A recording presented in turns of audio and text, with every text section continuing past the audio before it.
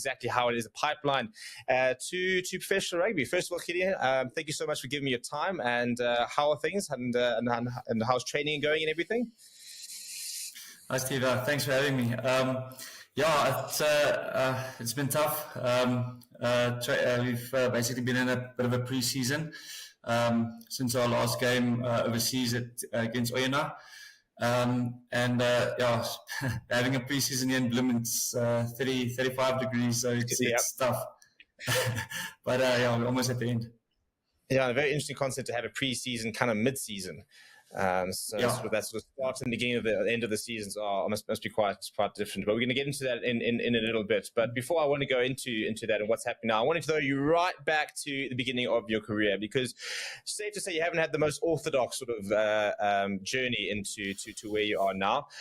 So can we start right at the beginning? I believe went to school in Potchefstroom, and sort of from school to playing for Pucker, where did it all begin, and sort of what was the kind of journey to Varsity Cup? So like you said, bred there in Potchefstroom, and I got a bursary. Malusium Tetwa offered me a bursary to go play there. Basically just started there from under 19 when it was still the puck. Started playing there under 19 levels, onto Young Guns, Varsity Cup Young Guns. Under 21 with the connection with the puck and the Leopards, so under 21 Leopards and Currie Cup there, and then from 2016 started at a first glimpse of Varsity Cup, but I got an injury I think in early part of the season, so I just thought I had a bit of a taste with it, and then only got back at end of 2017. Basically just climbed the ladder there at university. And then 2019, after the Varsity Cup season, I got a call to come join the Griquas. Obviously accepted, had a wonderful stint there till end of 2021. And was very happy to get the call from the Cheetahs, from Alvis and them. So and so far just been enjoying it here at the Free State. Yeah, I think very interesting, as you said, going from, Potch obviously a very good rugby university, but the Leopards sort of playing sort of Super Sport Challenge and sort of Premier Division, so it's not necessarily known as a rugby powerhouse from a professional point of view. No. So, what was your experience, getting involved in sort of the young guns and stuff, and knowing that Varsity Cup, which was relatively established by the time you got there, was sort of a genuine avenue to something more? Well, the Young Guns was great. I think luckily now they, like you said, they were established. They at that time we only played, the Young Guns weren't fortunate enough to play an entire season. They were played in divided into parts. I think we played like 3 or 4 games maximum, and then I think the top guy in the pool would play semi-final, final and stuff. So it was a shorter competition, but it was nice to getting started there. It gave you that just bit of a start to play that type of rugby, and it was nice. And sort of the university environment. The big thing, obviously, before sort of Varsity Cup happened, people would go to university, they'd play rugby, but maybe not sort of the professional extent it is now. Now we're seeing coaching staff, and teams of people behind. What's this? Give us a bit of an insight. What's the environment like when you start at Potch, for example, and you're within the younger setup and that sort of group? What's the kind of environment like compared to, say, for example, the school environment, which is also very professional these days, but obviously would have been quite different back then? No, it's very professional. I haven't been back at the HPI and everything there since they've changed it. They've actually they've revamped the entire setup there. It's actually even bigger and larger than NWU at the moment. So, but you've got everything there. Some of the top facilities, and you've got world-class coaches there as well. If you look back on all the coaches they've got Robert Dupree, Jonathan McQueen. They've got great coaches there that take you under your wing. So when you get there, it's what's the word, like you feel over your in over your head. everything is so massive, and you get there, it's you start with lots of tests, and you as a schoolboy aren't used to that. So it's fitness tests, strength tests here and there, and then preseason then it just starts accelerating, and you have to quickly find your feet. And yeah, well, just you get that notice and say, yes, you gotta raise the bar here and start. You actually in a professional kind of a setup. So yeah, it's kind of tough, but nice in the same way. And when you started at university, was professional rugby always the goal, or was this kind of, I've got an opportunity here, I can get myself a degree, get myself a qualification, and whatever kind of happens with rugby on the way happens? Or were you quite determined that when you arrived, no, this was the career you wanted to try and sort of carve out for yourself? Yeah, no. So so it started. Every boy has a dream that if you want to play rugby, you want to play at the highest level. So it started when obviously with the bursary and stuff. You think, okay, I didn't get a contract after Craven Week to play at a professional union. Like the Bulls, Cheetahs, and whichever, and so then you go University Varsity Cup. Okay, that's my next step. And then you just think, okay, well, let's get it, try and get a degree. Obviously, you need to you have to bring yourself options, get yourself a lot of options. So yeah, and then it starts by trying to be the best when you get there, try to be the best player at the pick or at your level, and start I don't know, climb the ladder somewhere. So yeah, you do have the dream to go to a professional union, to play Super Rugby, to play URC, and then you just need to. Yeah. And is there like almost a sort of sense, because obviously now, especially that a lot of universities align themselves with the unions, and you have a lot of, for example, Lions players playing for your Wits and your UJs. Is that sort of sense of, you need to now prove yourself against these players who maybe did get contracts straight out of school, and they're kind of, affiliated with the provincial unions already, and it's almost sort of a sense of you now need to prove that you're not only on the same level as them, but you can actually outplay them. Was that quite a big driving factor for you? Yeah, definitely. So, like you said, playing against UJ and Wits, and obviously Tuks, where a lot of the Tuks players are young, junior level bull contracted players. So when you're playing against those guys, you obviously see, I can try and compete on this level, and it kind of brings the best out of you. And it's about any tough kind of competition will definitely bring the best player, the best out of you. So it definitely drives to that, and plays a big part for that. Yeah.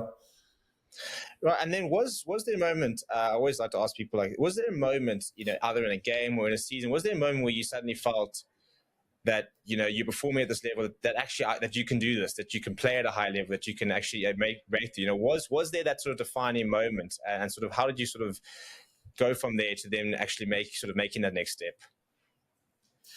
Well, it came a bit later for me.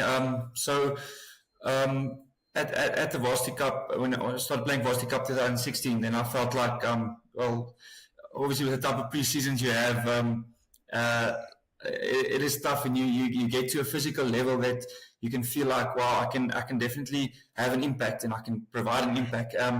So in the games, when you started playing, then you feel fit, you feel strong, and now you're playing against players that like a Bulls contracted player who's playing Varsity Cup, and you feel, I'm definitely at this level. So it does come a point where you feel like, this is a turning point. This is where I can make a mark, and put your name out there. Right, so then you get a contract to go to the Greek Quiz, which not a traditional rugby powerhouse in the country, but always sort of known as a side that sort of punches above its weight. What's that kind of environment as well like? I mean, not, but a lot of people sort of think about these unions as places where players who swim is like yourself maybe It's a didn't go the stepping traditional stone. route of going type thing, and also and sometimes it's kind of a combination of players looking for that stepping stone, and sometimes players whose careers have maybe started off really well, faded off, haven't made it unions, they kind of find themselves. What's the kind of environment like? A lot of players who are probably all feeling that they need to try and prove themselves at the next level. So there is a mixture of players there, like you said.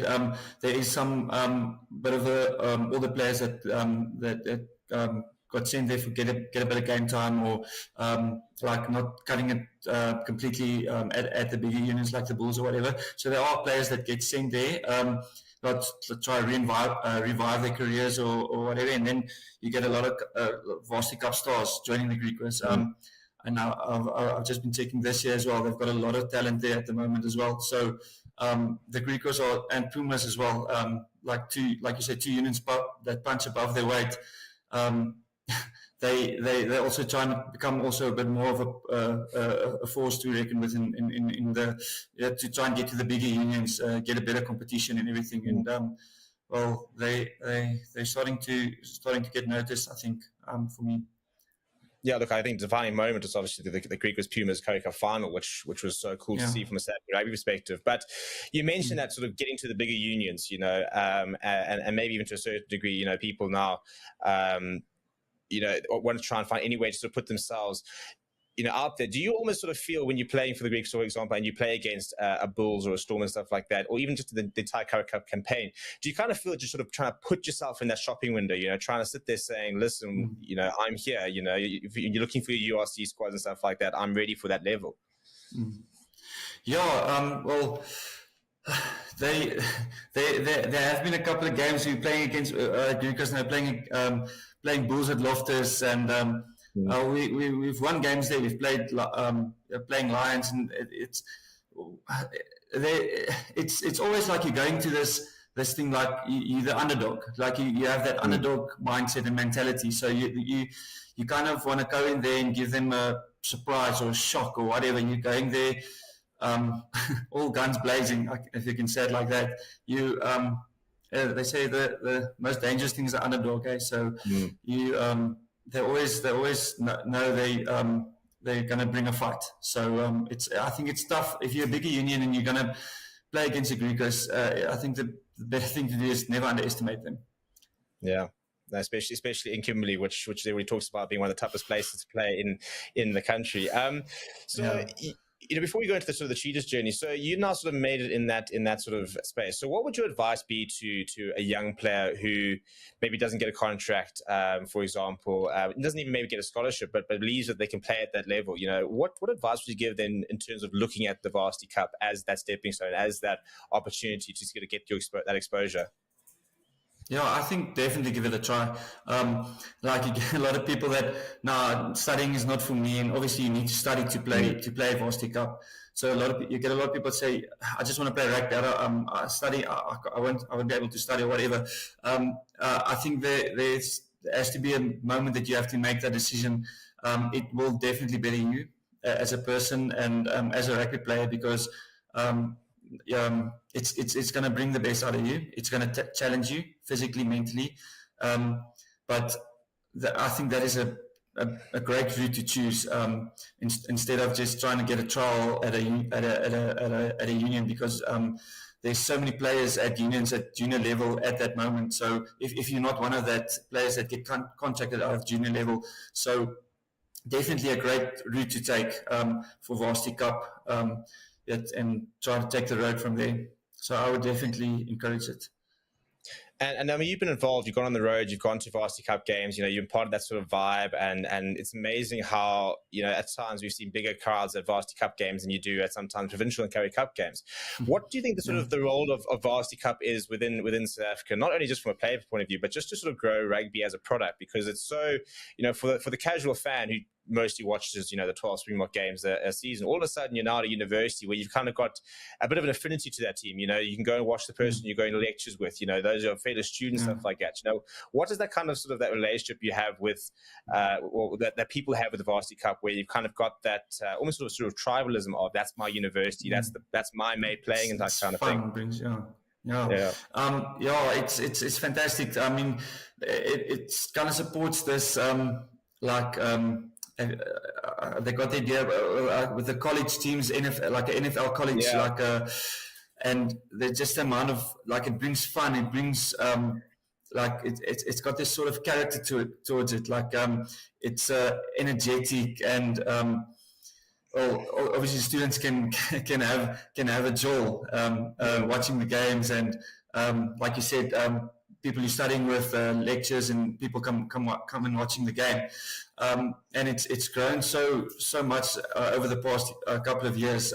It's I can just say it's also a place where they test new rules that they want to implement in the game from Soro's perspective, and it's actually fantastic the amount of young players and actually, if you can look, Springboks they've brought up.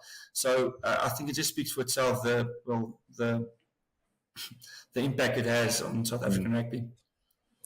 Right. So you talked about sort of step ups, as an example. You go to Greek because you're playing Currie Cup, you have a couple of good seasons, and then you get the call up to go to the Cheetahs, who are in a bit of a strange scenario at the moment, not playing in the URC. You used to play in sort of the Pro 16, but have been extended an invite and are playing in the EPCR Challenge Cup, which you guys are doing very well in.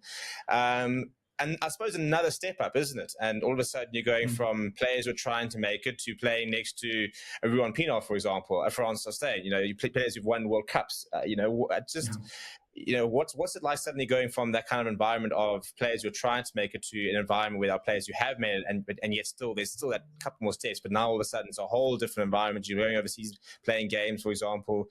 What was that sort of step up like? Well, for me it was almost part of a dream come true. So a lot of people probably don't know this. I actually was born and grew up as a Cheetah supporter. So it was getting the call to come join the Cheetahs was actually blew my mind. And then starting, like you said, playing against with Ruan Pinot and France Sustain.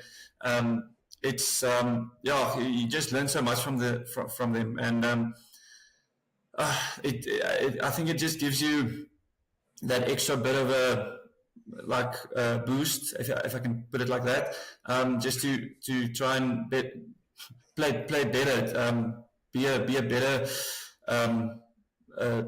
teammate, leader, trying to bring the best out of you in that type of way. So it's incredible what having a player like that and different, better team environment and what it can do to you as a player. So it definitely, So, I mean, you mentioned those two players, and I'd like to sort of just follow on to that. I mean, those players have played at it doesn't get any higher. You sort of start to think after you've been playing fresh rugby for 7-8 years. How much more is there to learn?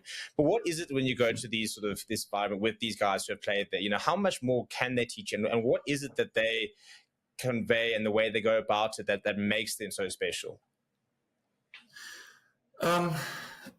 It's just, I think, experience, like the experience they have, calmness in any type of situation in the game. Like when you're playing overseas, you kind of feel also like overwhelmed. We have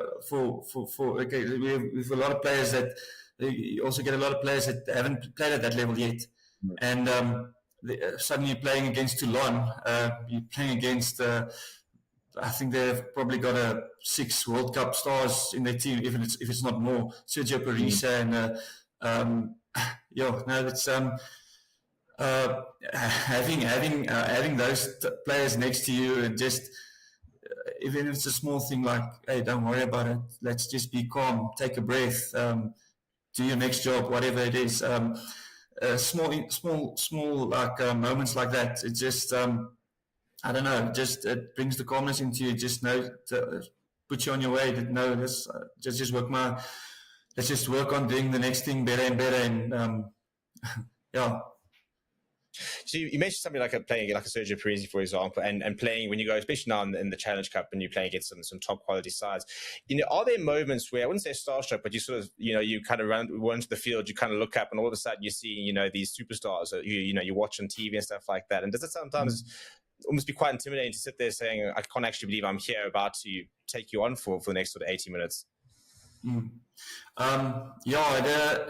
It's definitely you sit in the almost not in the close. Well, obviously you read the team list and you see the names, whatever, and then warm up comes. You walk out of the cloaks. You have a glance over the other side of the field and you see, wow, there's like I said, Sergio Parisse, and looking there. Okay, this is the guy I need to compete with now.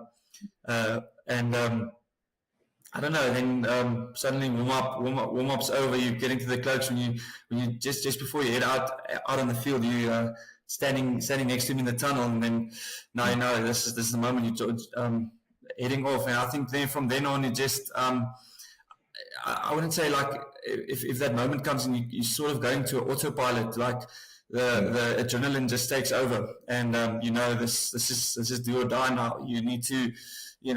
Obviously you have your job and your goals and set out whatever you've got your game plan, and then you just follow that, follow your game plan, follow the structure you need to follow for the set out moment or set out for the game. And then, like I said, sort of you go on an autopilot. You know you need to do this. Every moment has its time has its moment on the field that you need to execute, and basically you lose focus of whatever who you're playing against. You just focus on your job you need to do. So I really enjoy that. Get lost in that. Yeah, that idea of autopilot, kind of once the whistle goes, it's kind of just another rugby game. It doesn't really matter who you sort of play against. But let's talk a little bit about the Cheetahs, because as I mentioned earlier, very interesting scenario. They had a tough couple of years. Obviously, winning the Currie Cup last year was phenomenal, and I'm sure must rank as one of your sort of the highlights in your career. Let's actually talk about that a little bit. Winning the Currie Cup, a lot of people talk about the fact that it's changed so much over the years and stuff like that. But I mean, the oldest domestic competition in the world. Just what is that feeling of getting the mug, holding the trophy, winning? What a lot of us grew up thinking is like the best trophy to win. What was that moment like? Was that one of those sort of like all the hard yards, the route you took and everything all becomes worth it when you kind of sit there lifting that trophy? It definitely was. If you could take it back to year before that, it was my first almost chance to play then in a Currie Cup final, semi-final. Then got injured. So this year or last year was definitely kind of not a redemption, but just getting that delayed. Kind of a prize for what you've been working for 2 years now. So it was definitely like such a sweet feeling. Obviously dreamt of winning a Currie Cup. When that final whistle went and lifting the cup, I think that a lot of people don't find the words to describe it. Actually, I don't have my English vocabulary. I don't have enough words in my English vocabulary to give you the correct elation that I had for that. It was definitely the highest point in my career, thus far. And Well, hopefully, I like the this far thing. Hopefully, plenty more to go. And also, obviously, there's the whole trend that when the Cheetahs win the Currie Cup, the Boks win the World Cup. So we appreciate you guys putting the good omen out there. Haven't proved it wrong yet. Yeah, exactly. So in a couple of years' time, you're still the Cheetahs. We know what we're all expecting from you. But so now EPCR. Let's talk a little bit about how difficult this is as a competition, given the fact that you're not playing regular rugby, that you're having to find additional sort of games. For example, there's the whole Toyota Challenge, which I think has been a nice addition to be able to play levels at a high game. But I mean, for example, you played your last game in, I think it was January, and now your next game is in April, and you're going into a playoff game. So, and all the other teams are kind of ramping up the business end of the season. They're kind of tying up their domestic leagues. They're competing quarterfinals, finals. You're not in that situation. How do you guys get that balance right? And how do you manage to replicate the closest thing to that sort of match, level? So by the time you get by the time you get to that playoff game, I think last 16 game in April, that you're ready. Like you said, it is tough. The EPCR isn't. We're not at a. How can I say?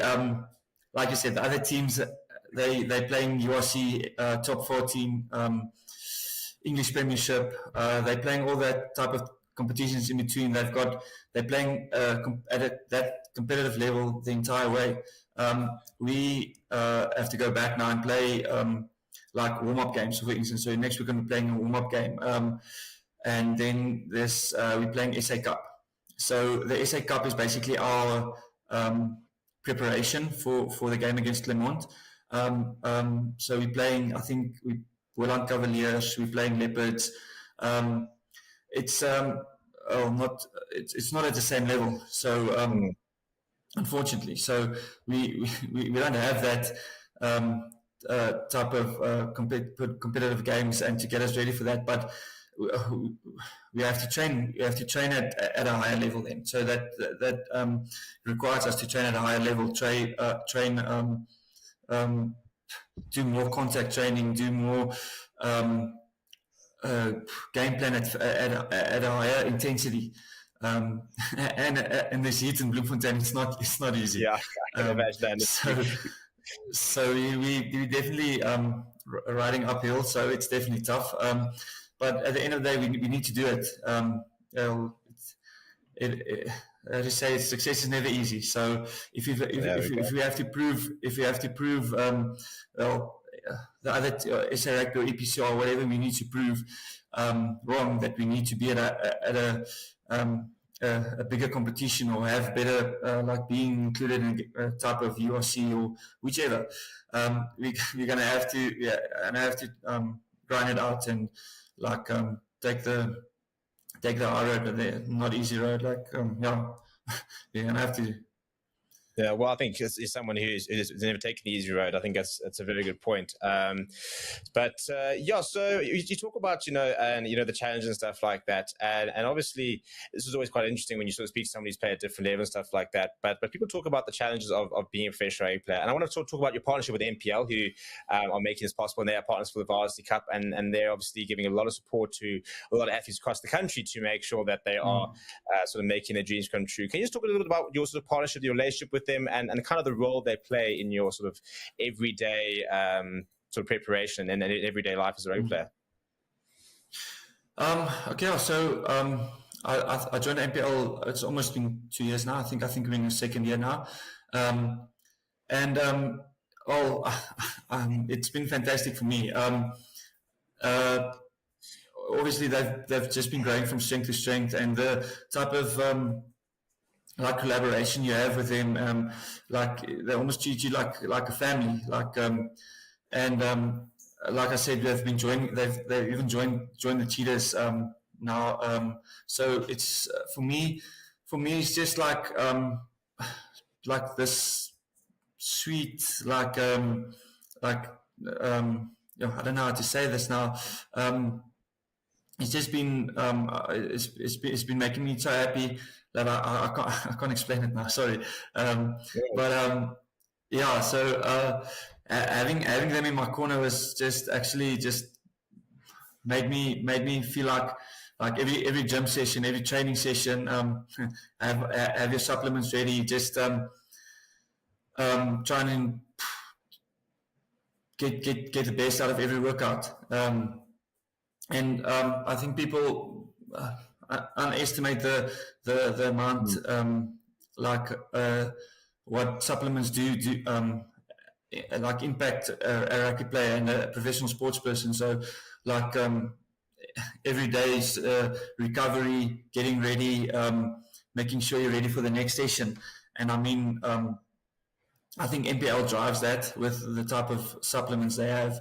I mean, for me personally, it's like every like before sessions, you've got your pre-workout, you've got everything you do. In between, you've got your intros, your BCAs that you work with, and then when you do 3-4 sessions a day, like from morning to afternoon, you need every bit of it to get you through the day, through the week, and afterwards recovery and everything. So obviously that's you've got your nutrition. Right, and it is Varsity Cup time. Hello and welcome to Forever Rugby Beyond Forever Sports, and we are just seconds away from the 4th round of the 2024 Varsity Cup. With all our coverage, by the way, being brought to you by NPL, and the Steers, the bike is currently delivering the ball, but we'll have kick off very shortly with two of the most impressive sides so far in the tournament. The current reigning champions, NWU Eagles, and my first time getting to watch a Wits side which has been pretty good so far. I think they suffered their first loss last week, but it was quite a close one, and they've generally been playing pretty good rugby so far in this tournament, and very much a club on the rise. And hopefully we'll see them continue to sort of start growing and continue being competitive. And you know, maybe a maiden Varsity Cup title could be in the future. We do have kickoff, and play is underway over down in Potchefstroom, and we've got a lot of action coming up with you. It's a good early take there for Matthew Fortain from NWU Eagles. We'll go through the teams in just a little bit. Just had a couple of issues here when my PC decided to restart just before going live, so we kind of just sort of sorting a few things out. So just bear with me for a second, and I will be with you guys right now.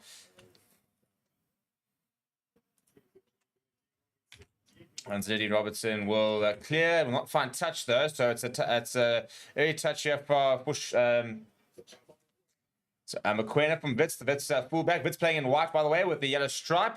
NW Eagles in their normal purple and blue or green, or I don't even know what kind of color it is.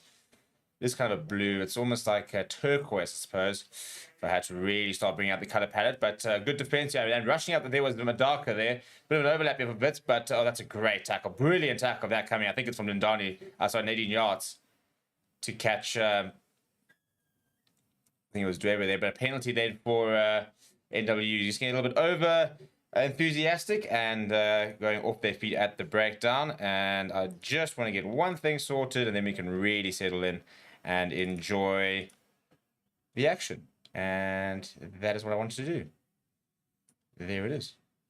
And now we're happy. Happy. But as I mentioned, we obviously all our coverage for the Varsity Cup is being brought to you by NPL, Nutritional Performance Labs, who are bringing to you world-class and supplements and the likes, and the supplements and the likes that you can trust, which is very important, especially as a professional athlete, like somebody on screen as opposed to myself. Unless you count my fantastic predictions on our podcast, for example, I'm cleaning up against Dan Scholes. You know, maybe I might become a full-time professional punter. You never know. But not quite got the professional sports mantra just yet. Good solid line at that for Wits, though. As I said, we're going to go through the lines in just a little bit and look at exactly who's who in the Varsity Cup Zoo, and then we'll get stuck into the match, shall we? But the main thing is, when it comes to NPL, check the description, and you can get some 100 Rand off your first order, and your entire order, by the way, as NWU Eagles. Now, win a penalty. Wits doing the same thing, and going with his head, the ball carrier, his head below the waistline, which is illegal, by the way, because they're trying to promote chest and lower tackles, and in doing so, they need the ball carrier to go to be a bit more upright to make that possible, and to therefore make it safer. So that's part of the Varsity Cup innovations. Obviously, every single year we do have a Varsity Cup is used as a ground to test new laws. For example, the 9-point try, for example, 7-point try with 9 points if the gear nail the conversion as well. So those are some of the various different things that they do. But now I believe everything is working. I was getting my fan on. It's about 4,000 degrees in Johannesburg at the moment, and then we can, as I keep promising to you, really get going. Right, so let's have a look at the two teams, shall we? We're going to bring them up here in a sec. We have lost them now. Charles Smith, though, the Lions lock, winning that line up there from NWU. And back with Wits as the hooker, Devet Lottering. Let's scrum off there.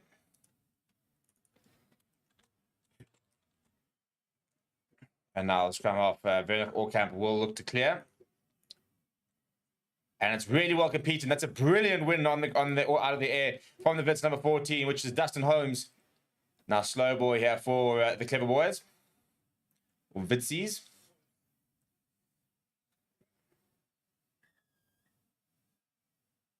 And no release there. So penalty here for Wits in a very, very good position. Be able to go down to the corner would be my guess. I think it's Marvelous Mashimbi. He's got the coolest name in the Varsity Cup. he is the man that is penalised.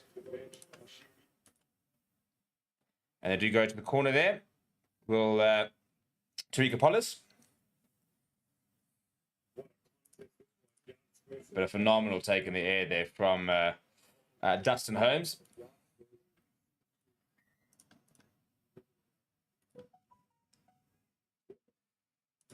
Right, so we're going to pull running in the comments. I want to know who you guys are supporting. That's the big question. I want you guys to let me know in the comments below. They go to the front of the lineup there. Do Wits.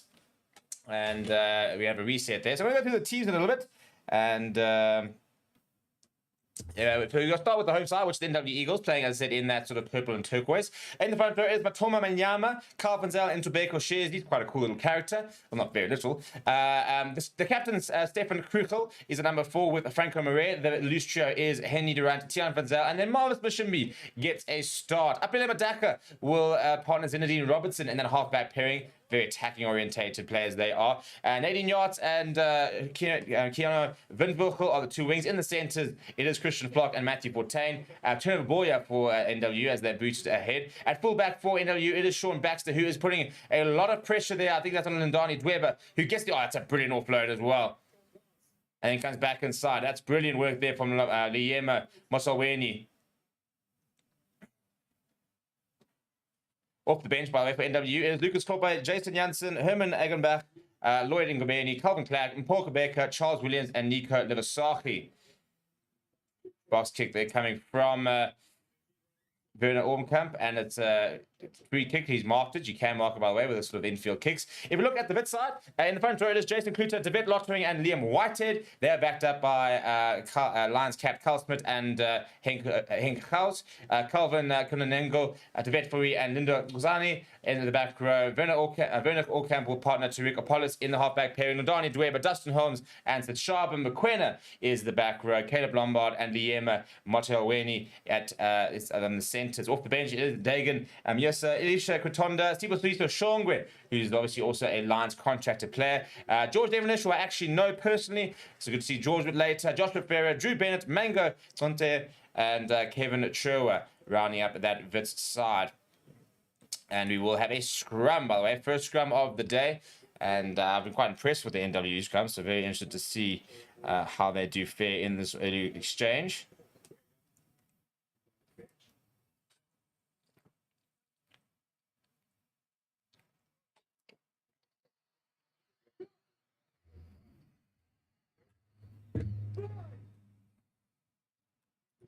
Yeah, 347 kgs compared to 317, so a 30 kg difference just in the front row of these two teams. She's and look at there's the massive dominance as expected, but doing very well to get the ball out there does Orkamp. So he goes into the NWU half.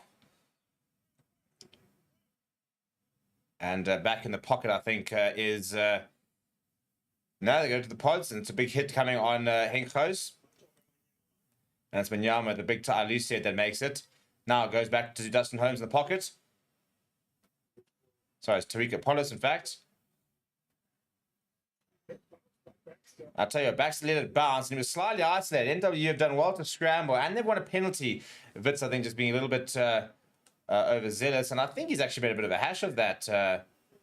Non-10 is the call, but yeah, it wasn't a great tap and go there from Apele Madaka, so he kind of gets away with that a little bit.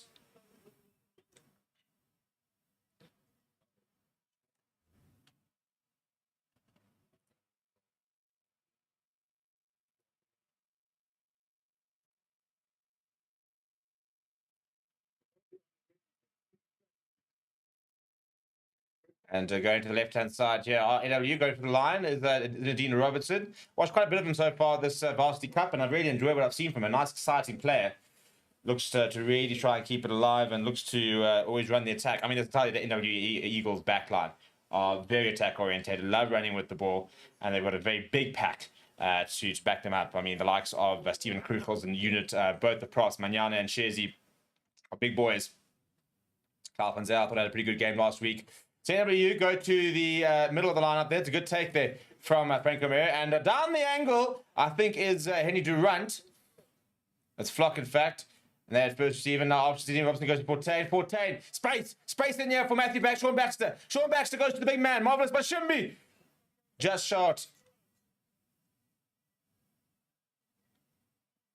Now Kuchel, the captain, he's also just short. Desperate defense now for Wits. NWU on the front foot here. And it's Shazy. Scored in the first game. Looking for another one today. He's just short, as the loose head. Or tight head, rather. Now Madaka goes to Robertson. Robertson goes to Flock. Flock gets away from one.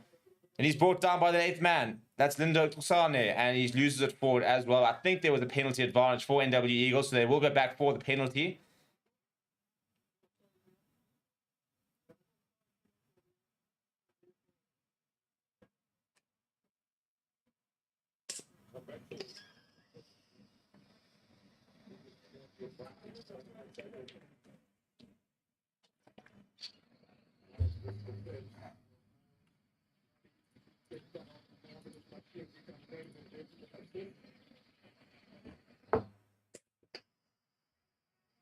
Four penalties conceded by Wits already, so not the best start from them.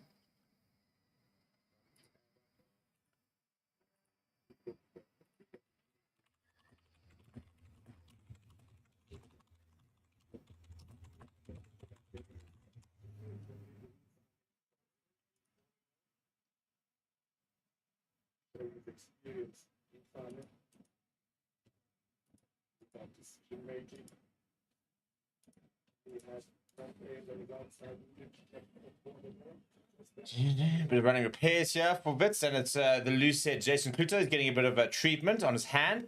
Meanwhile, NW Eagles have gone to the far side, and they've got a 5-meter line out, so a really big opportunity for them to try and open the scoring here. You want this fan needs to kick in because I'm absolutely sweltering. It's a very good line take. There is the captain Kruger looking for the rolling more here. Is NWU looking pretty well set as well. I think this will be try number 1. Carpensale at the back there and over. Easy as you like. Wits' defense is breached almost exactly on the 10-minute mark. And NW Eagles at home get the scoring underway. Good work that really. Lots of pressure. Building it up. Then a nice solid line. Good set piece. Well set more and off they go.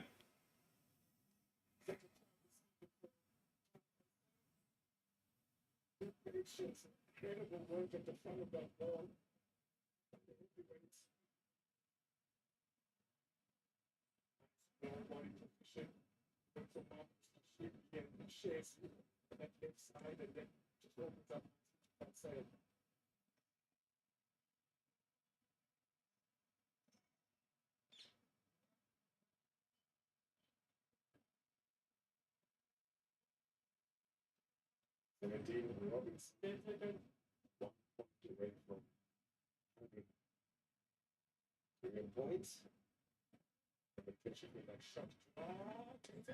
And it's a really good kick there from Robertson, who almost took a bit too long to get it going. But they do take a 7 points to 0 lead, so I can update that scoreboard.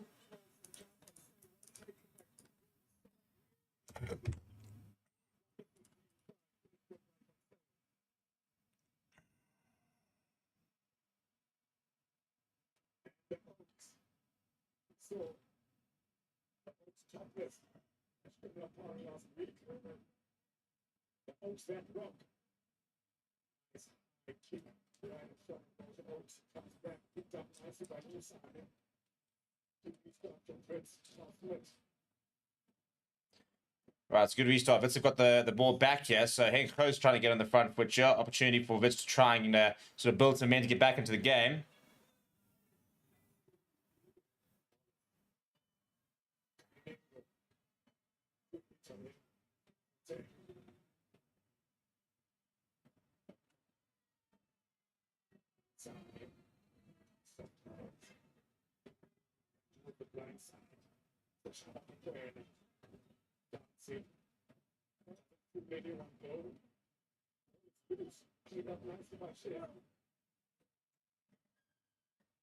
And it's a penalty there against Wits once again at the breakdown. It's an issue for them. There's several penalties that they conceded, and if they can't sort that out, then they're going to have a long day at the office in the Potchefstroom. So, yeah, I mean, that'll be something that the coach will already be probably jotting down on his notes for half time.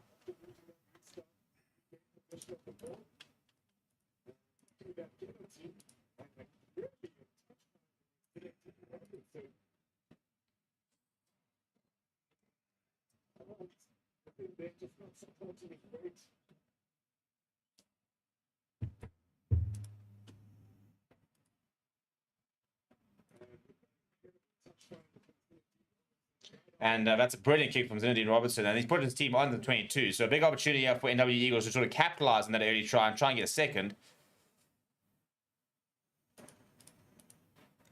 And they managed to just keep him honest, but shouldn't be jumps on it after it goes through the hands of Franco Maria.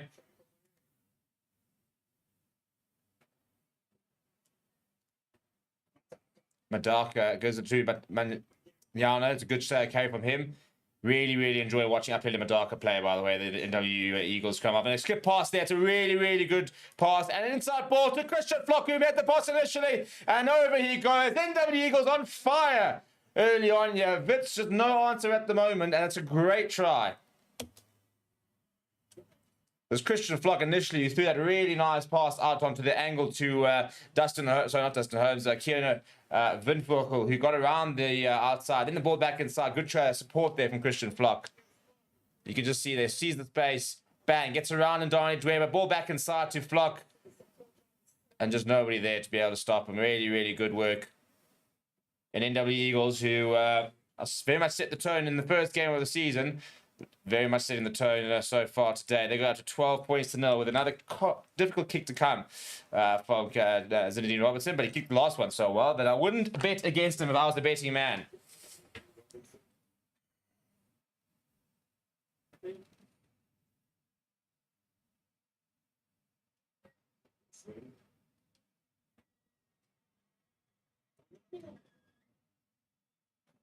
And he's done it again, has Zinedine Robinson. I'll tell you what, it's quite useful when you've got a fly half that can kick them from right and towards the corner there. So that's really good work from NWU Eagles. And Wits, who I was really excited to see so far, have barely seen the ball in hand, but defensively just haven't quite been good enough so far. Early lead, you can see, and we've got a bunch of buggers on the top doing some push-ups, you know. Sun's out, the guns are out over in Potchefstroom. The coordination could use a little bit of work, but the reasonable form there from the lads.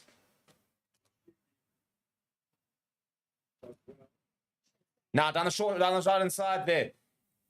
Comes inside there. Tell you what, he's having an absolute storm of a game. Has been for one of the better players in this Eagles side, and very much showing up today. Henny Durant now. Eagles back into Wits half already. Madaka to Robertson. Robertson goes short. Now a long pass out wide to Matthew Bottain. Really good work from Christian Flock. That's a great take as well. This could be try number 3. It is going to be try number 3. One wing to the other. This time it's going to be Lindani. So I line 18 yards who goes over. What a try that is. Eagles absolutely flying. Excuse the pun. It was a bit of a poor one. But goodness me, what a try that is. And 18 yards, his 6th Varsity Cup try. Running absolute riot in Potchefstroom are the Eagles. And once again, a little skip on Fortain there with the little ball. It's a great take. One out take there from Christian Flock, who runs it so straight and true to give Yas the obvious opportunity. And a scrambling Werner Orkamp just couldn't get across in time. And 21 points to 0 after just 15 minutes. Very disappointing from Wits, but tell you what, and that is, by the way, a 7-point try that has been scored because it originated in their own half. Zinedine Robertson goes to 3 from 3 and makes it 23 points to 0 after 15 minutes. Well, it's going to have to be quite a hell of a comeback from Wits if they are to get anything from this game, because at the moment they've been completely outplayed.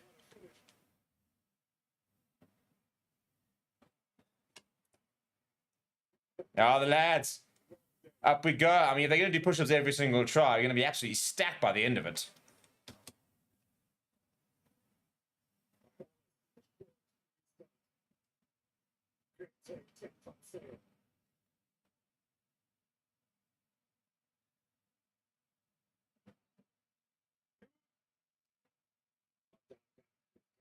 Stephen Kuchel, it's a good carry there from him, the captain from NWU.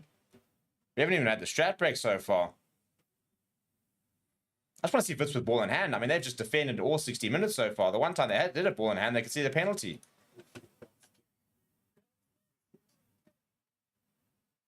And that's a good turnover there. And it's the big man. Solid carry there coming from, I think it's Liam Whitehead there.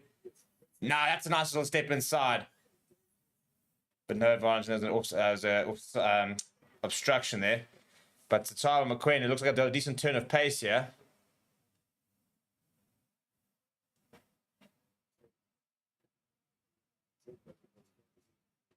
A high tackle there on Whitehead.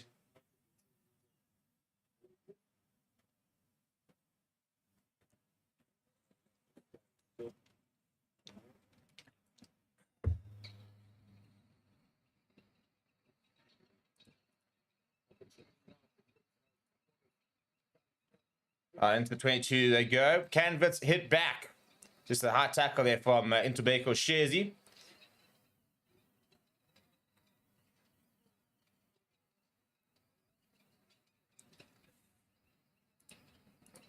Right, trying to get from Wits. Vet Lottering will feed.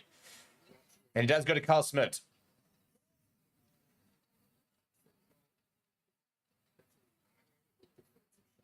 But it's a good set, well set there from Eagles. And once it's the call there, Vet Lottering is going to have to make it available for All Camp. He does. All Camp sees a bit of space himself. Almost gets his hands to the tackle, makes it a yard or two. They need somebody to come and assist that scrum off, and Carl Smith does oblige. Kluser hit hard in the tackle. Wits about 10 meters out here. Pick up and go. That's Kononengo. Close, and it's a penalty right in front of the poles, but no real point in taking the quickly. So as much as Werner Orkamp is not happy, this will have to go to the corner here because you are 3 points behind. And whilst there's a lot of time, I suppose, on the clock, very much need some 7 points, some 9 pointers. Unless they've just been so out of it, they might just consider just taking the points and getting something on the board here. I reckon we could see a tap and go. That would be my guess. Yep, that is exactly what they're lining up for. Can't really go for the scrum because I think they're quite aware that they don't have any scrum dominance. They do tap and go. And we're going to see the first carry from Devet Fourie. It's a nice carry from him, the number 7. And a pick up and go from Werner Orkamp was well read. And a penalty advantage from Wits. Very good work that from the scrum off. Looks to be quite on it at the moment. Seems to be quite aware. Is the Wits number 9.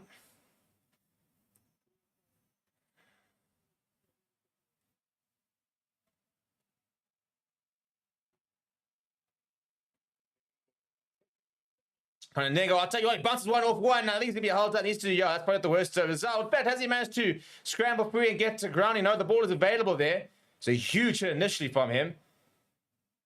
Now to Vet Fourie. Wits on the front foot here. Werner Orkamp saw a bit of space. They closed up quickly. He enjoys a snipe though. Devet Lottering now goes himself.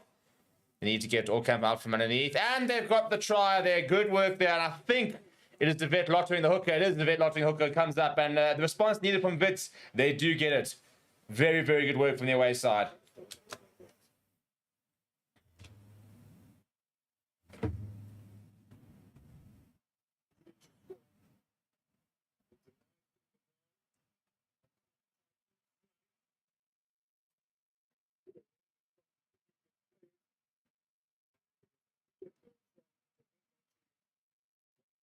Yeah, it's really good work there. Literally going with the quick tap, I think was the right decision, and then just good pressure really being built.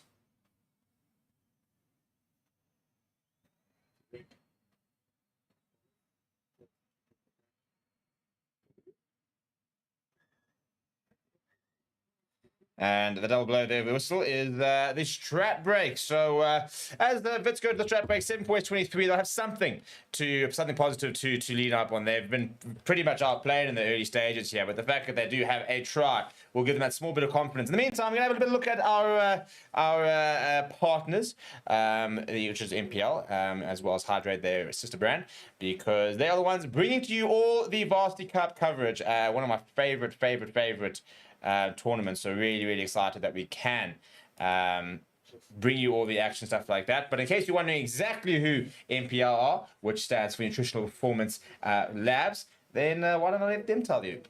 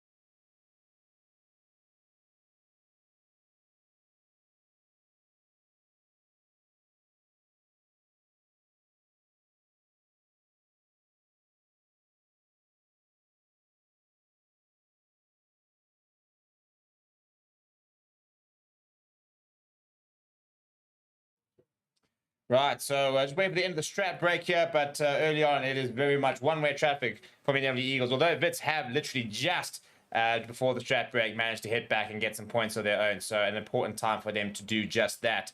And yeah, once again, as I said, a big shout out to our partner, the MPL, as well as City Brand Hydrate.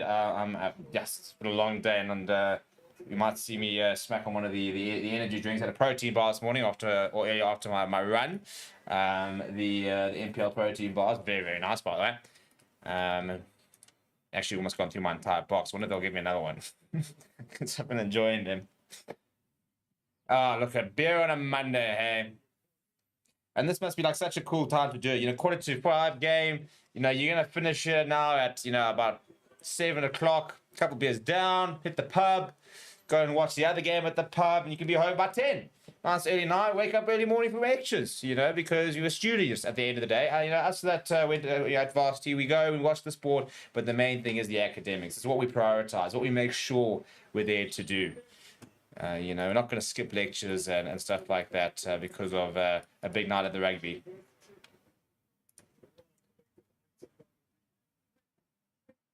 Right, so when we restart, we will start with a restart. NWU Eagles will get things back underway.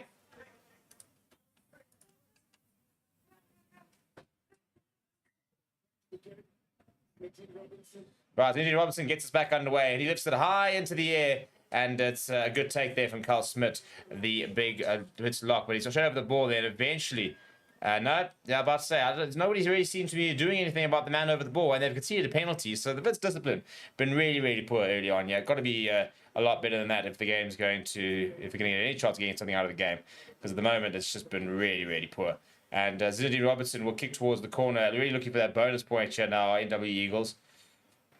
They could get it within the first half an hour at the rate things are going.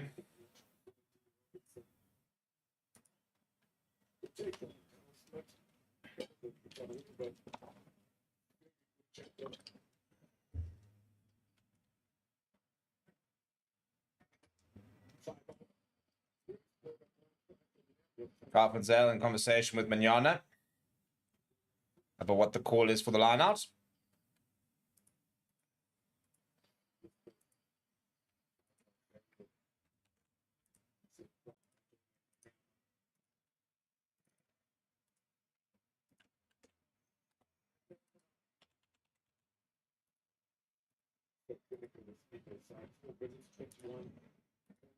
Yeah, that's a great line with Manana coming around the back corner. They've scored points in every single 22 entries, so they've been really accurate so far, have the NWU Eagles. Marvelous Mashimbi is over. Look at the power. The support from his players, but the power from Marvelous Mashimbi. They're over for the bonus point try within 23 minutes. Proper stuff this from the Eagles. In fact, it's an exhibition. It really is. It's his third varsity cup try for the big number 8. And Wits, after getting themselves a foothold in the game with that try, could see another one, and they'll go back to a pretty large lead for the Eagles. You go up to 28 with the kick to come, and I expect Dan Robertson right in front to have no issues whatsoever. So I'm in fact even going to change it to 30 points to 7, because that is what it will be very, very shortly. The pink ball currently being used, by the way. It is used just off the strap break, and he does pop it over there to Zinedine Robinson. And the current champions proving their quality in this first half.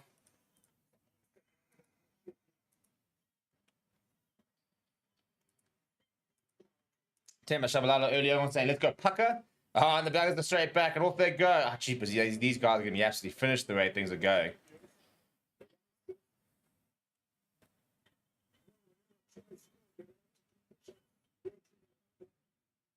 Right, down the left-hand side go Wits. Deep restart there coming from Tarakopolis. And Mashimbi, that's a huge carry. He sits down cast, but he gets down another one. He can't be stopped, can Marvelous Mashimbi. And he gets the offload away to Manyama. They're just playing exhibition rugby now, the Eagles. Now they go down the left-hand side. Bit of space there. Robertson's going to go straight through the middle. Just held up by BITDEFENDER. But what support play that is from the captain, Krukel. Now Henny Durant. Over the halfway line they go. Oh, it's a bit of a poor pass that, and there is the knock-on coming. And Wits will get away from that. Tell you what, this Wits defense is far too porous. Very, very leaky. It's a bit like a sieve at the moment. Wasn't the best pass there from Madaka. It was pity because there's a lot of good momentum there from the NWU Eagles.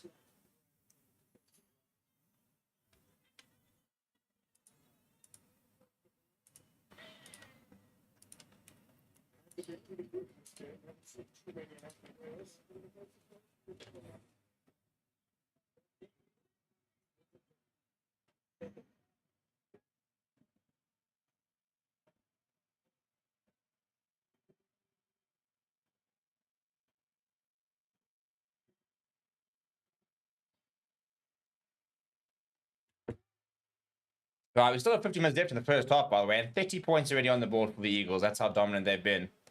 And Wits just haven't really had much of an answer for things. They'll need to try and shore things up. Not quite sure what they can do at halftime, really. Well, I mean, they've still got 50 minutes to play for halftime. Best thing I think is they need to get at least another try. Try and just go in about maybe 15 or just slightly more than less than 15 points on the board, and then kind of restart the second half. They have had to work hard in second half and had to have fight backs, have Wits so far this season.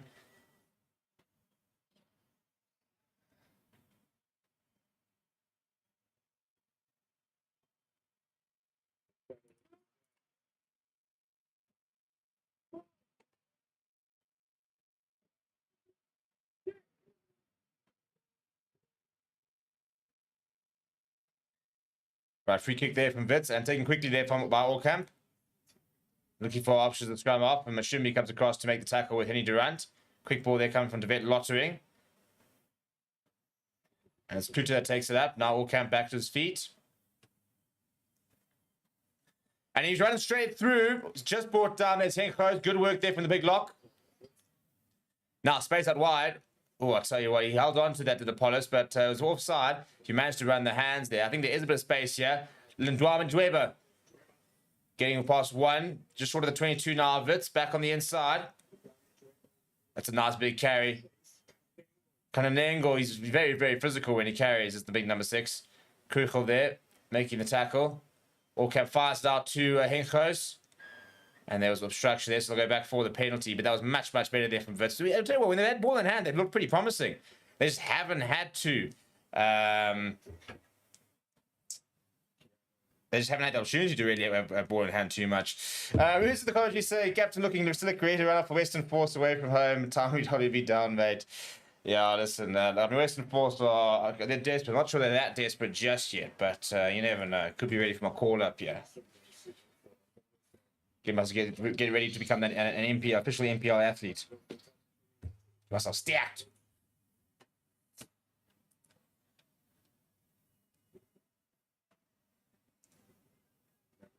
Yeah, you could just see it came flying up there early, very much offside. And they managed to get that to offload away. It could have been a 4-1-2 situation.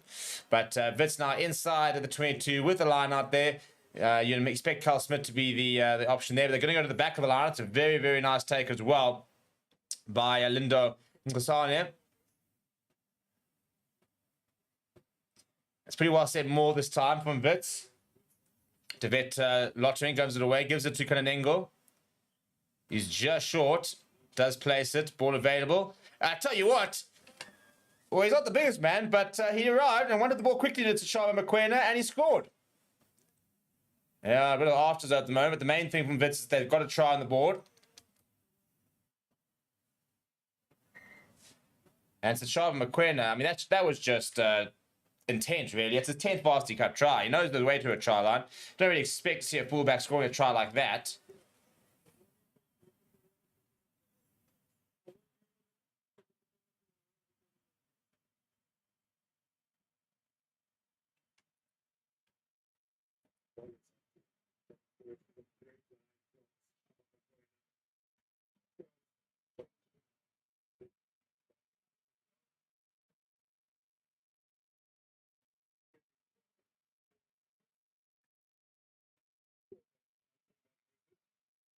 Right, Tuga Polis, who nailed his first one, will have another kick. And, well, I think we're in for a high-scoring game, aren't we? We're already 42 points on the board. We're scoring at more than a point a minute at the moment.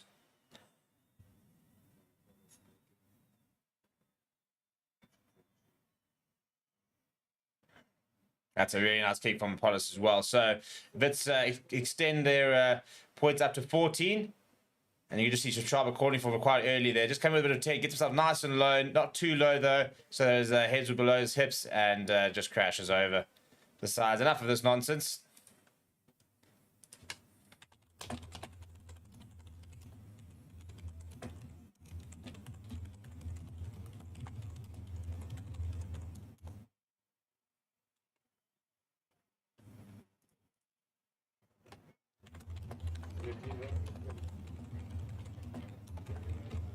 That's a good restart there from NWU Eagles, and they have won it back. Almost a bit of a knock-on from Shazy.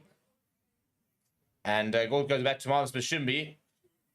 Kananengo tackles it well, and he gets his hands on the ball. I think it could be a penalty. A really good penalty as well from Kananengo. That's a proper number 6 moment there. To make the tackle, get all over him like a rash. And he enjoyed that as well, did Kananengo. Really enjoyed watching him early on. He's been very impressive so far. Nice physicality, nice low center of gravity as well.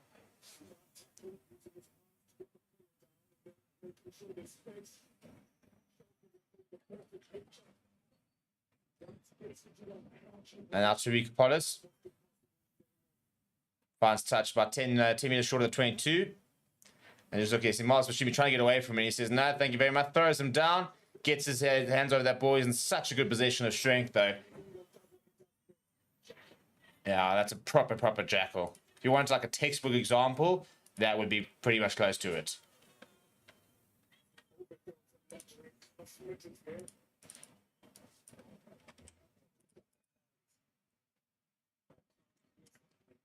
Gasani now, can't carry from him. Going himself, there's all come, and the ball's just come loose and forward. Wits were looking pretty positive there.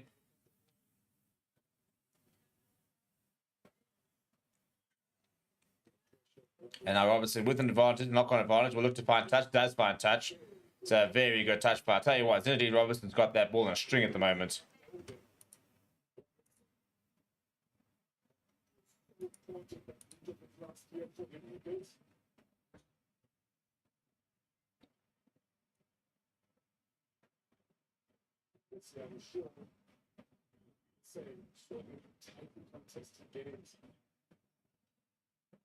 Carl Smith, he's charged the line up there.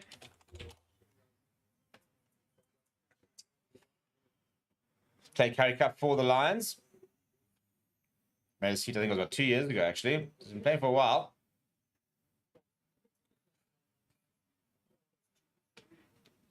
Big tackle there coming on David Paris. Now a bit of space, and this is McQuena. Pops it up, and it's a good inside ball there coming to Dustin Holmes. Now big tackle down Jason Kluter. Ball available. Bits on the halfway line going to the left-hand side there. Apollos wants to go himself. Not too many options. Runs into the very big Krukul. Not any options there. So Allcome goes to the boot on the right-hand side. Oh, cheapers me. That is phenomenal. He's landed, I reckon, maybe 30 centimeters short of the touchline and bounced out. So that'll be a 50-22. And that's an absolutely brilliant kick. That's a 50-22. And you can see how annoyed he wants it, because also the Varsity Cup rules, you got a free kick on the 5-meter line. Well, on the 22 there inside, and it's really good work there. He's taking it quickly, and he's got up towards 10 meters out. There's all comes. So I'm really enjoying his intensity as well as intent. He's got a lot of energy about him. I think the urgency that he's been bringing to this game has been very much needed for Wits as they're trying to get back into this game. Score try now, and they really truly are back, and they've got a penalty advantage here, looking much better for the men in white. Now the big one, and Kusani goes just short. This is really good work here from Wits. They're 2 meters out. And Kananengo comes away with it.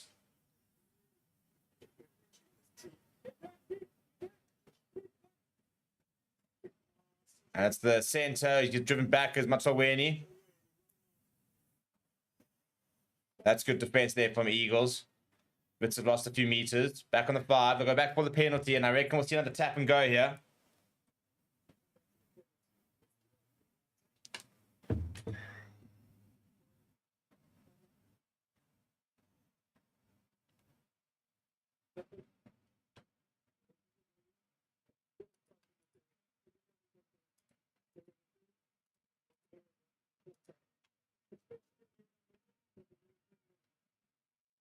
Quickly they getting a warning from the referee for the team. Right, tap and go, and Kananonga's got it. And he's going to charge forward. Bang, he goes. But he runs into two very large Eagles props. Now, Jason Kluter, the Wits prop. So the heavy's getting involved here. Allcamp taking his time, wants to couple of set. Now DeVet Lottering, the big hooker. He's just short. Good work there. Allcamp's going to go back towards the left-hand side. He goes to DeVet Fourie. And over he goes. Over he goes. Wits back in this. Really good work this from them. NWU Eagles. Well, I suppose you could actually say that both of the teams' defenses were good enough. A lot of points being scored. Wits very, very much mounting a bit of a comeback here.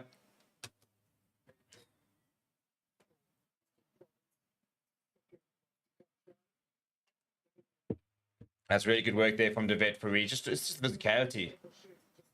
And Shesley, who's a big man, being driven back. And he had Carl Smith behind him. He's the captain for today.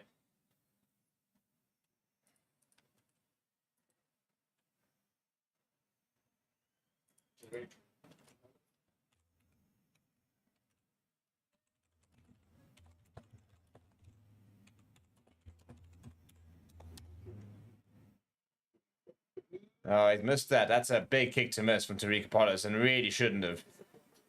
Yeah, I'd be annoyed at that. 21 points to 30, just from a mental thing. Within 10 would have been a big moment for Wits, but they remain 11 points back. I think the main thing is the fact that they're in the game. I think that's probably the big thing at the moment. There's still 7 minutes left in the first half, so we've had close on 50 points so far in this first half. A high-scoring affair down there in Potchefstroom.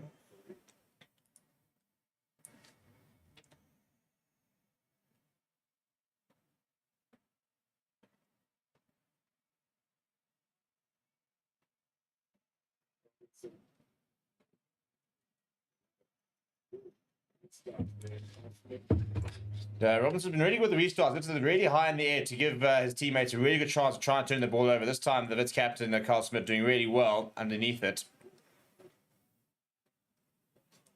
Ball come, it doesn't look like the best of kicks. It will find touch, but it's gone virtually nowhere.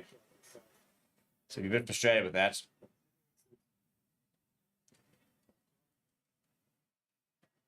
Just over 5 minutes left of the first half.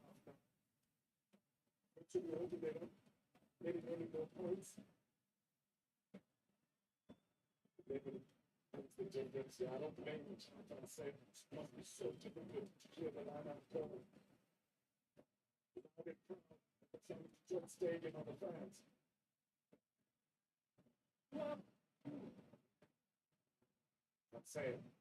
It's a good line. It was a bit of a mess line, but Henry Durant comes away with it.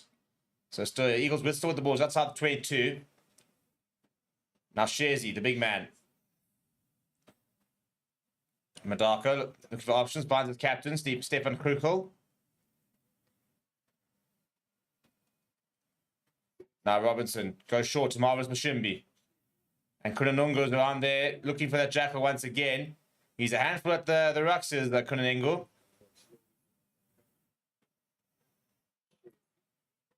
Sharzy managed to hold on to that. Now Robinson and goes to Baxter. Baxter back to Robinson. Robinson looking for options. Goes to Christian Flock. Steps inside one, but it's good defense from Wits. Lost a lot of meters here at NWU. Close to the 10 meter in the out of the 22. And it's a great angle being run there. And he gets the offload away to Henry Durant. Back to the 22. The Eagles go.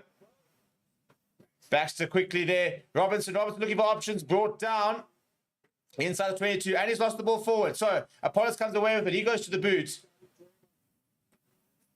That's a really, really good kick from Apollos as well. Yeah, it'll find touch, I think, halfway between the 10 meter and the 22. So how's that for pressure relieving from Tariq Apollos?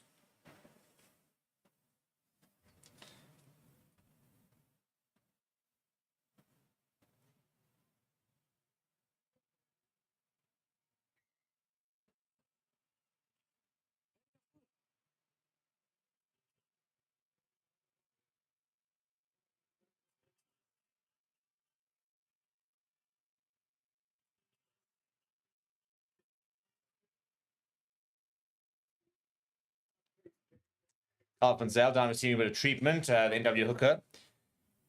Had a very good game last week. Was very impressed with him.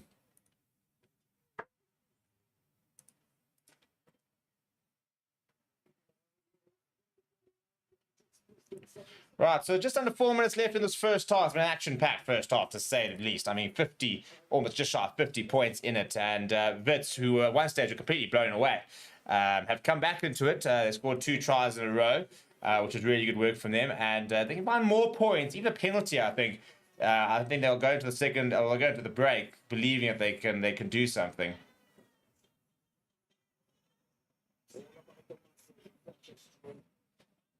Lots. I mean, the beer per capita ratio over there at Potch is looking pretty good. There, the Oaks. Love the work. Love the work. Where are the beers?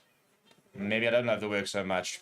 Can't be sitting there with a banner with saying, claim that we're the Oaks without the beverages, lads.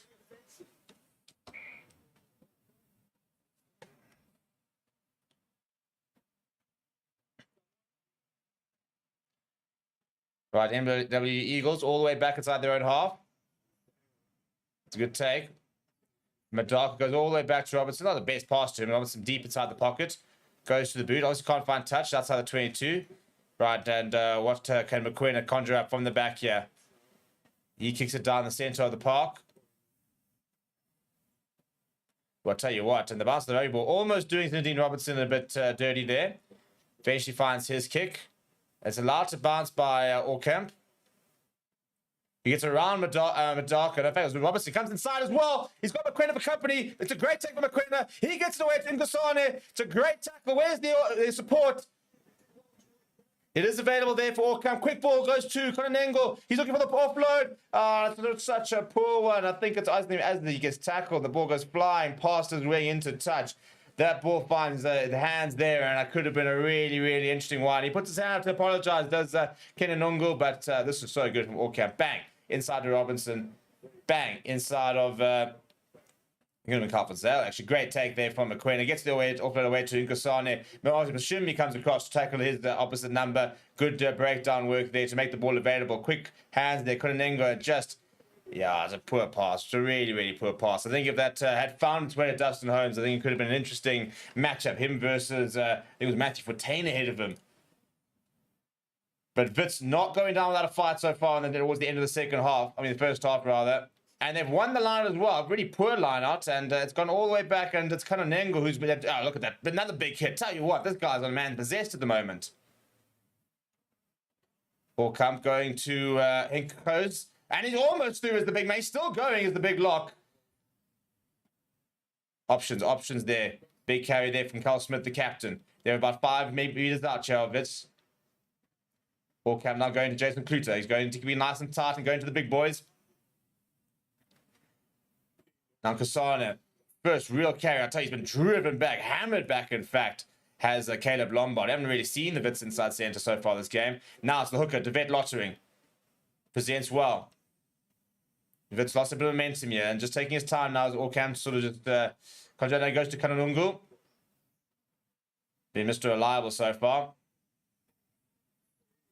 Fourie now driven backwards. So pretty impressive war so far from NWU Eagles. Might need something a bit different here, and sort of shows and goes with Orkamp. A lot of bodies, a lot of traffic. Might need to try and look at going a bit wide here. Looks like Henkhos is down injured. Pick up and go. That's really, really good work. Still going. And I think that's DeVet Fourie.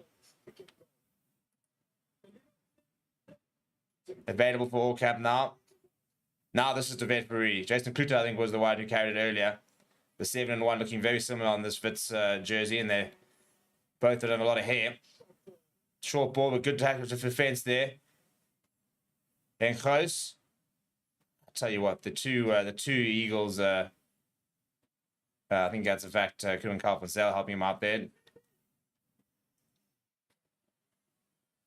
Kluter now. DeVet Lottering comes in. Oh, it's a good tackle. It's a hard tackle coming from Tian van Zyl. He hits hard as the big number 7 from the Eagles. 15 phases though. Nankosane, he's driven back. The physicality on display here, by the way, has been absolutely brilliant. Big hits here from both teams. Pick up and go from Carl Smith.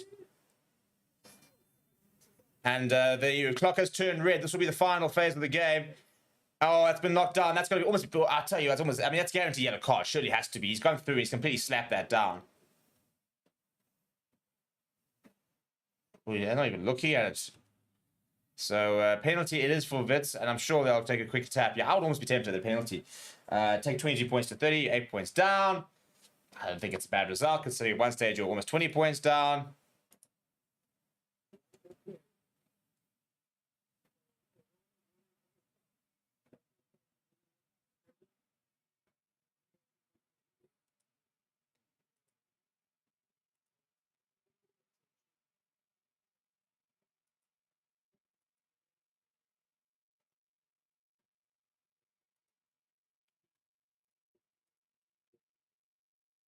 What a first half this has been. And if we get a try towards the end, we would have had more than 50 points in the first 40 minutes. So if we kind of keep that trend up, then it looks like we're going to have stacked action. I'm going to try and find 1 minute's worth of highlights. And I reckon I could already fill about 3 or 4 with the amount of tries we've had so far. We've had 7 in the game. And nice tries as well.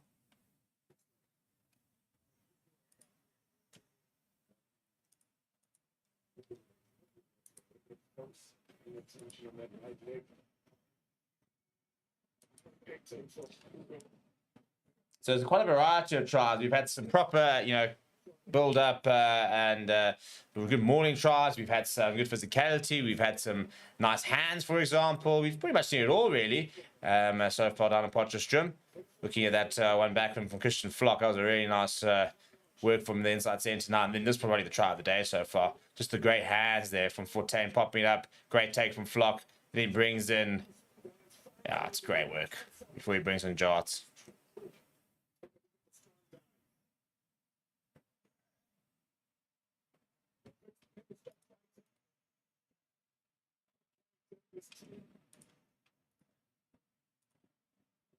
Yeah, look, and then Wits coming back. Mashimbi, I think that Mashimbi try was very frustrating for them, but good work there from McQuena.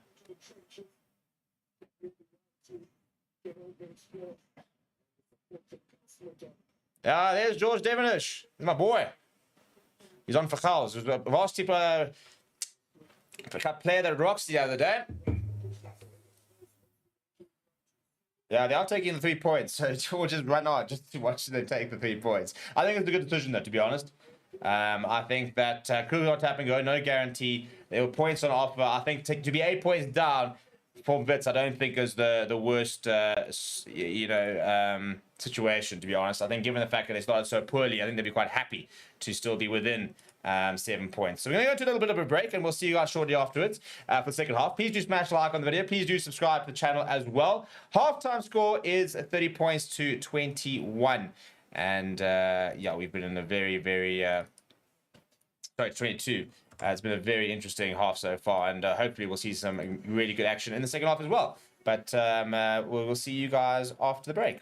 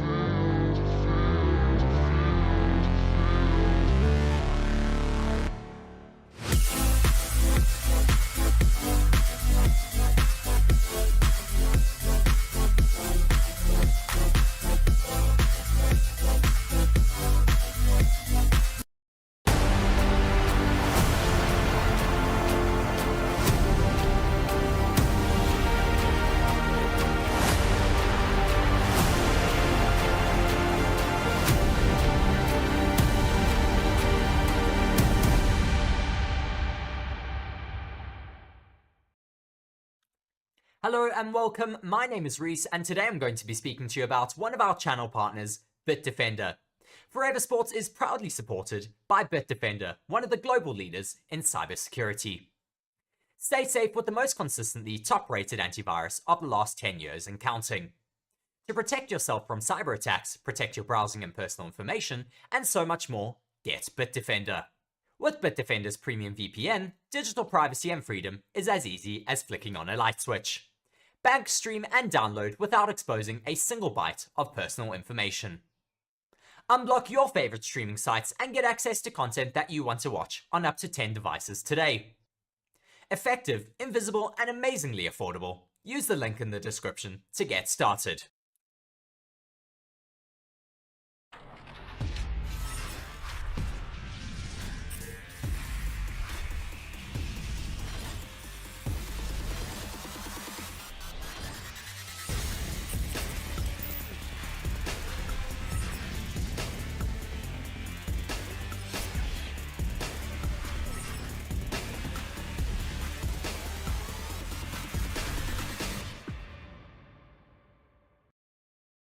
Hello everyone and welcome to Forever Sports. As one of the leading channels in the world providing free coverage of all of your favorite sports, we are asking for your support.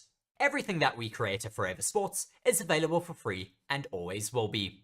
To help us continue delivering high quality content, as well as expanding our coverage, we are asking you to consider supporting the channel by becoming a channel member. As part of the Forever Sports Members Club, you will gain access to select perks, such as exclusive stickers and emojis to use during our watch-alongs and live streams. You will also gain early access to premium content, as well as have your name listed on the channel under channel members. We strive to deliver quality content that is unmatched by other channels, and are always looking to take things up another level. And our members give us the chance to do this. It is thanks to our members and other support that we get from our fans that we are able to deliver campaigns such as the France 2023 on the ground coverage. So if you would like to continue supporting the channel and the free coverage that it provides, be sure to check the link in the description to become a channel member now.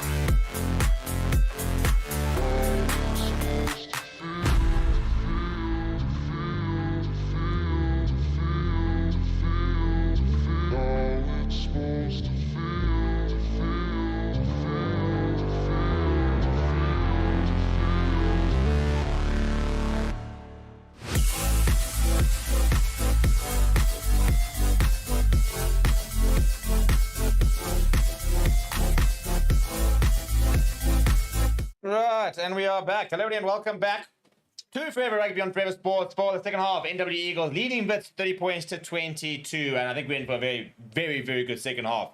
The Eagles dominated the first 15 minutes. After that, Wits actually probably looked the better of the two teams, and despite trailing by 8 points, I think probably actually had momentum going into the second half. So very, very interested to see how they do manage to come back from things. But it was a good first half from the NWU Eagles overall. To go to those 30 points, bonus point try already succeeded. Now it's about them getting the result. And I think you'll see them be a little bit more conservative in the second half. It's a good kick from Orcam to clear, just in terms of managing everything.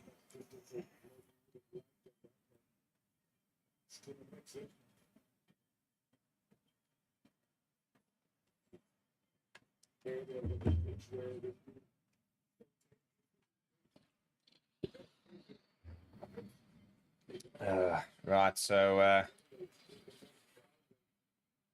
early the line out now for NWU Eagles. That did not look straight. Yeah, it's not straight.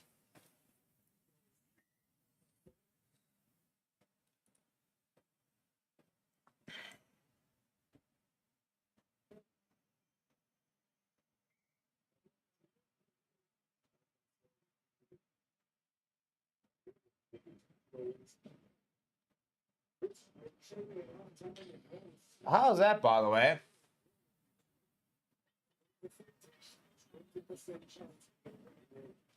Trailing at halftime, Wits have won 60 matches, lost 7 and drawn 2.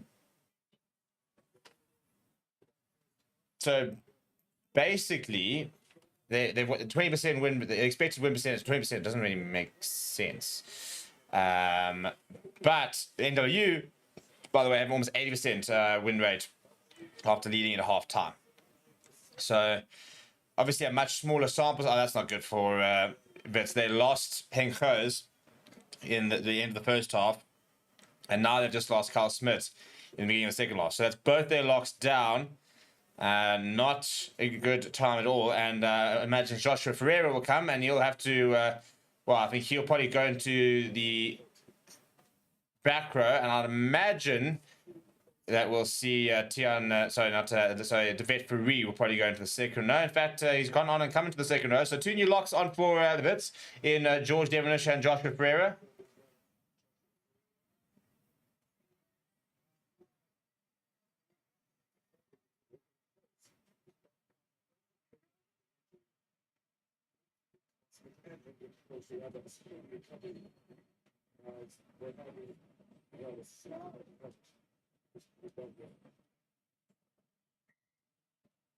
And we're just going to stand up there into Big Shazy, causing an issue there for Jason Kluter.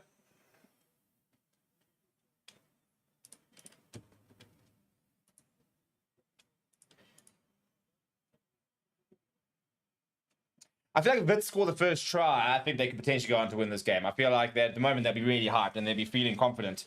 If they don't score the first try, then I think that NW will probably take and be able to stay at home. But Wits go and score a try to get themselves 1 point behind. NWU Eagles are on a 3-game winning streak against Wits, so it'll be a huge victory for Wits if they were to be able to do it.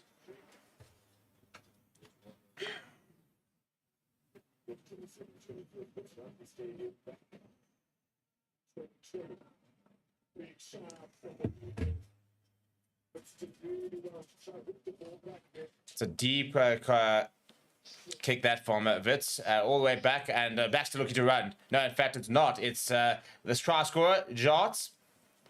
Madaka now going to Zanini Robertson. Baxter now, first and second receiver, and the pass has gone loose there. Wits coming through quite quickly. And that's another Wits player that's down, by the way. I think it could be Landani Dweber. So Wits players, no, it's not. It's Liena Matolweni from Wits. That's the third player down for them in the space, about 10 minutes actually. So really, really poor patch to play from an injury perspective here for Wits. And now that's got up and under there, and he's lost it forward. That's really poor, in fact, by Caleb Lombard. I don't think he should have been the one. Actually, I think it's Joshua Ferreira. I don't think it was Lombardi. I don't think he should have been the one going for it. There was somebody who was coming onto it, as opposed to Lombard, who was moving backwards.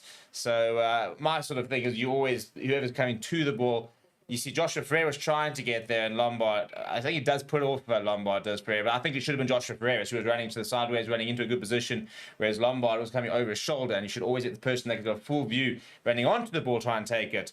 Back your forwards, dude, back your forwards. But this is not looking particularly good here for Liema Watchalong. He's down receiving a bit of treatment. He did get up and managed to join the defensive line, and NWU players down as well. I think that could be Keanu Windvogel. Marlon Mashimbi on screen. What a big ball carrier he is. So it's a knock on here from Wits. Scrum for NWU Eagles. Stefan Kuchel giving some encouragement to his teammates.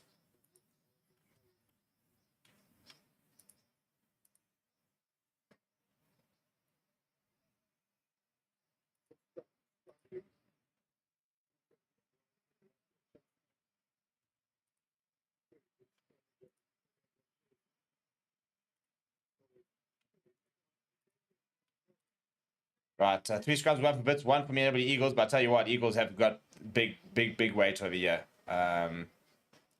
So I think that that's really helped. They've had very much the scrum dominance so far in this game. So I don't expect Wits to compete here, but I think it's important for them just to anchor really and not concede a penalty.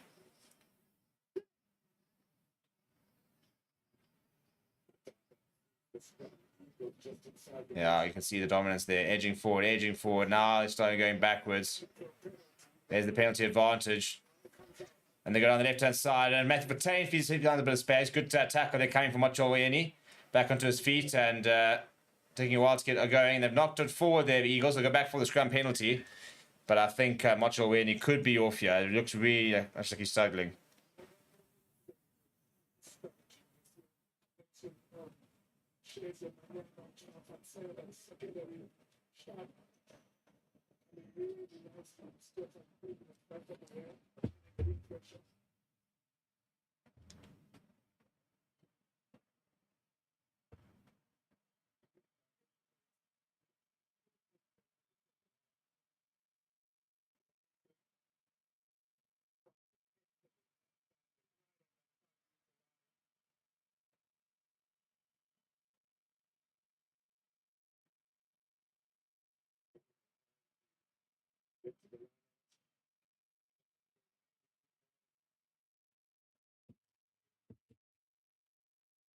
Right, Eagles going to the corner here. Very much want to try and re-establish the status quo of them being ahead.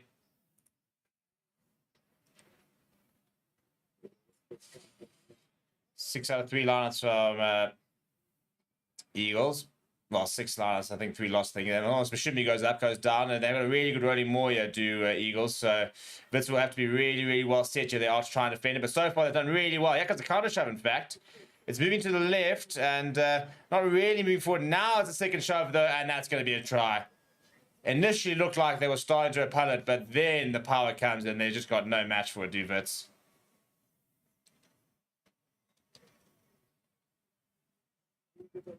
And that's Carpenter, second try in the match. The rolling more really working out for NWU Eagles. It's been a good go-to for them whenever things have started to go against them.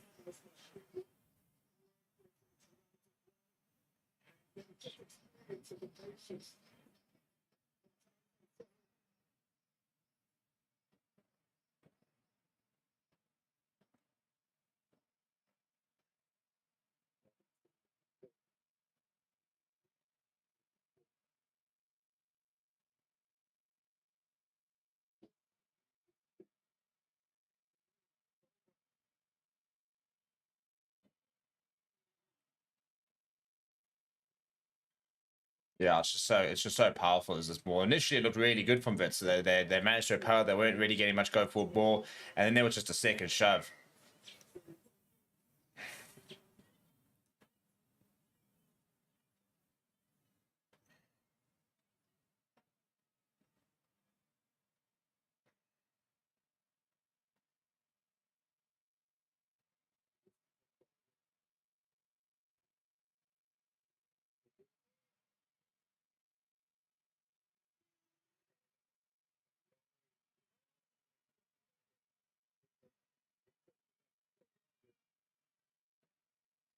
So restart here. NWU Eagles looking to try and get back on the front foot.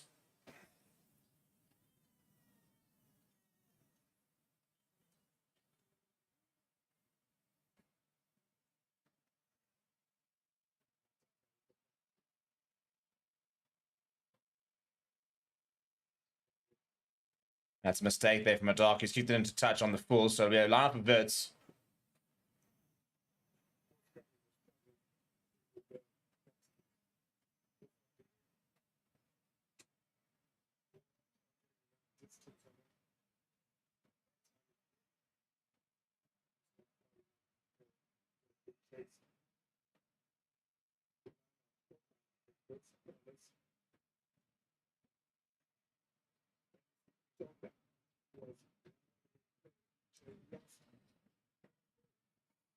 Well, it's a good line there from Wits on the front foot here, trying to get back into the game. They've been chasing the game the entire time.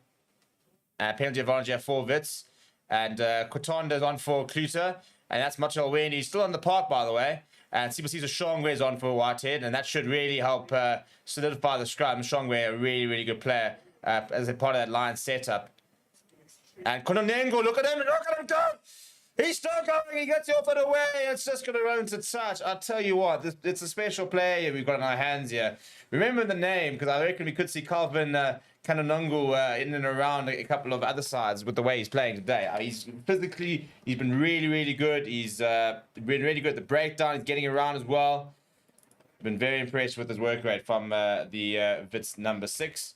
And with 2 new props on here for Wits, they're going to go for the corner, and hopefully that'll add a bit to the physicality. The problem is they just keep chasing the game, you know.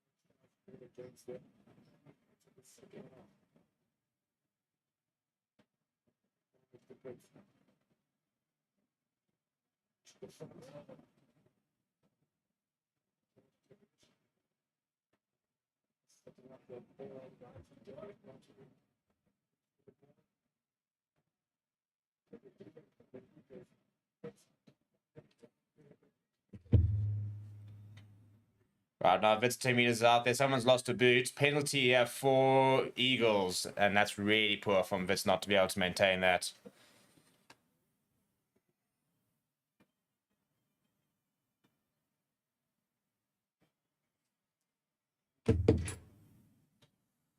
Right, so a bit of time to talk about NPL, who are powering the stream in our entire Varsity Cup coverage. Big shout out to them, and really, really cool working with them. I think that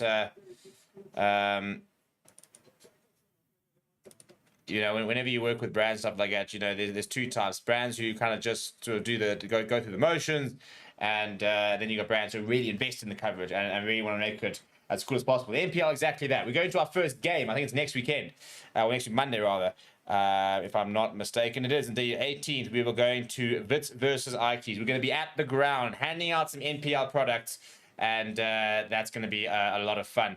And going to go meet some of the fans and stuff like that, do some interviews with hopefully some of the players and stuff like that. And yeah, big shout out to NPL, who are really getting involved, and hopefully we'll see them throughout the year on the channel. And but at the moment, yeah, powering our Varsity Cup campaign, and they've been absolutely fantastic so far. So go and show them your support. The link in the description. Get yourself 100 Rand off your order there. You can get some supplements in there. You can get some dietary stuff.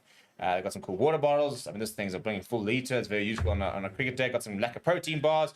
You can check out their sister brand as well, Hydrate. They've got an isotonic drink. That's really good work there. Wits with a penalty, take it quickly, trying to up the ante here. And All Camp.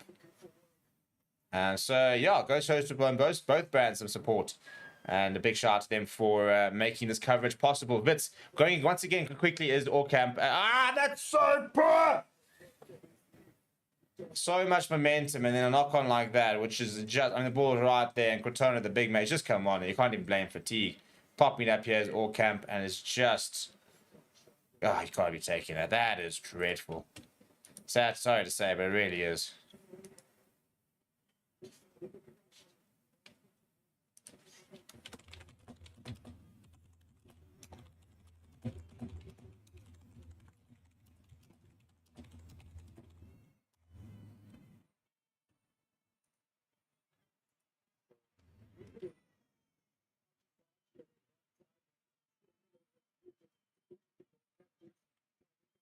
Right, some stretching here for Winterbeck Sharzy.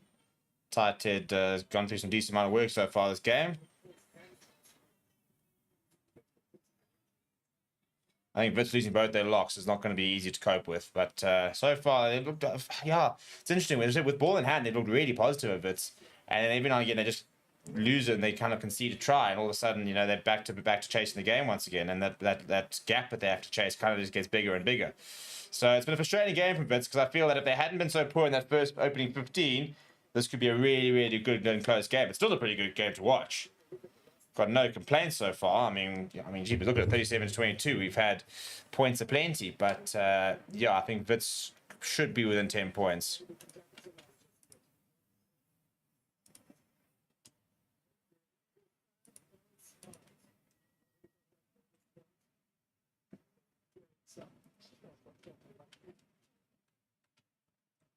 A reminder, by the way, that we will be live later as well. Marty's versus UJ. The Maroon Machine hosting the men from Johannesburg, and get to watch Prince Nkabindi, who is a Lions contracted player, plays on the wing, and my goodness, he's having a storm of a tournament. Very, very fun player to watch as well. Very big, physical, big wing. And hopefully he has a stormer later because he's a very cool player to watch. You could also watch some players like Jean Mostert, for example, who's contracted the Bulls, playing a season down there at Marty's.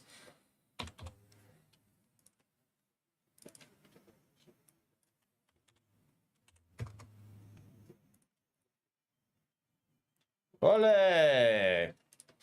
Iconic trumpet.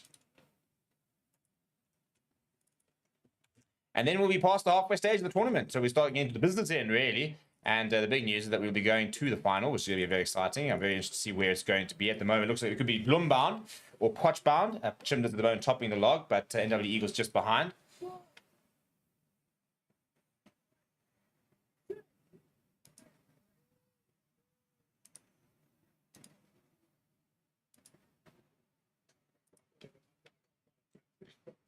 And goes to the boot as Robertson looking to clear and does find touch.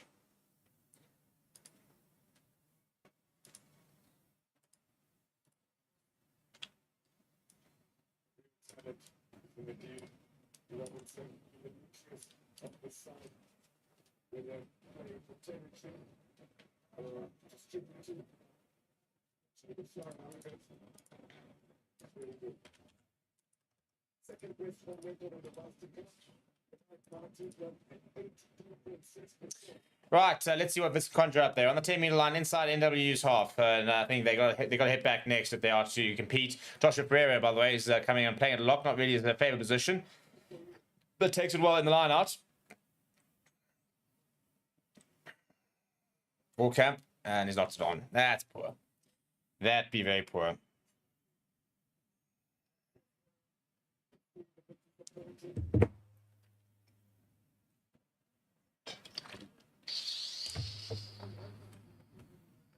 The first real mistake really coming from Vernick Orkamp. He's been very, very solid so far this game. I've really enjoyed his the urgency around the park.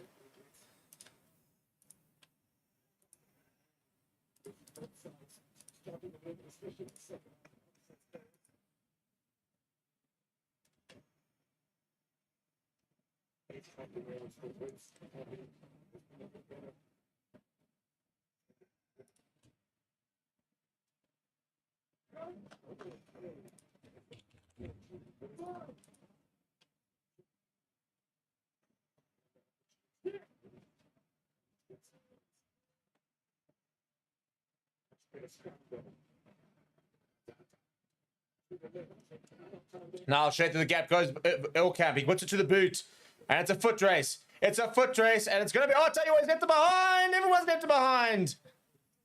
And he's on the ball there. No, he's not on the ball. Nkosani, I think, was trying to claim he wasn't the ball, but completely missed it. But NWU Eagles right on their own 5 meter line.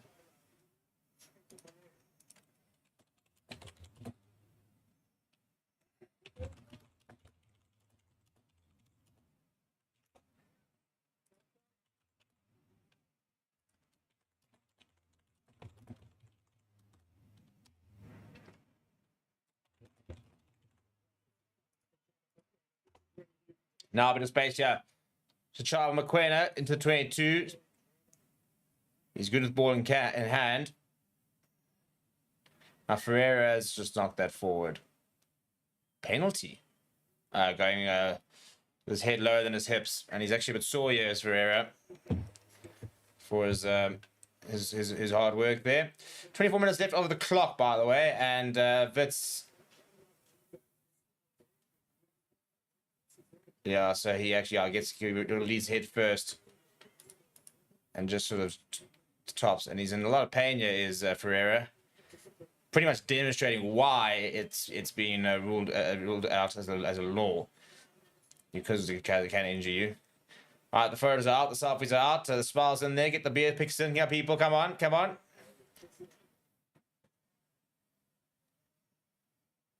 We've got the youngsters in there. Little NWU Academy. She could be playing for NWU Eagles in 20 years' time.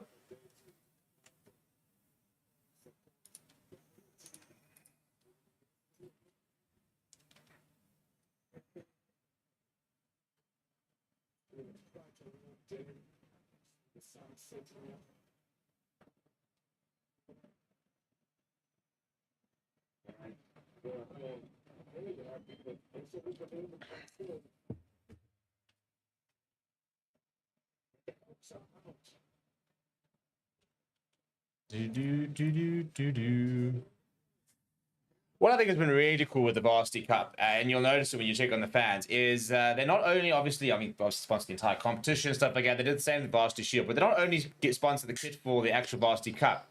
They've actually gone and sponsored all Corsairs Rugby, for example, if you had of course you play Inter-Res Rugby though. So I remember I played Inter-Res Rugby down at Rhodes for a season, and they sponsor all the kit, so shorts, socks, shirt, all the Varsity Cup or Varsity Shield branding. So I had a pair of Varsity Shield shorts, which was quite cool. So I think that part's also been really, really cool, is the fact that they've backed rugby programs, not just a rugby team. So yeah, very, very cool to see that they're really getting involved in all of that. So I really enjoy the Varsity Cup brand. I think they're doing such good work. Good lineup that. Go to the back of the lineup, and I think that's actually a replacement. I think that might be Calvin Clack has just come on. And Charles van Zyl comes across it. Yeah, it is Calvin Clack in that scrum cap, similar one to Edel van der Merwe. So Robertson on the angle goes Matthew Boutte, goes to Baxter. Baxter fires it out quite early to Jarts. Madako inside. Tian van Zyl. A quiet game so far, Tian van Zyl, with ball in hand. Cheers, you know, the big man. I'll tell you what, that could be a really good penalty being won by Quatona. Now Kunmanengo's on it. Oh, reward him, ref. Forte now.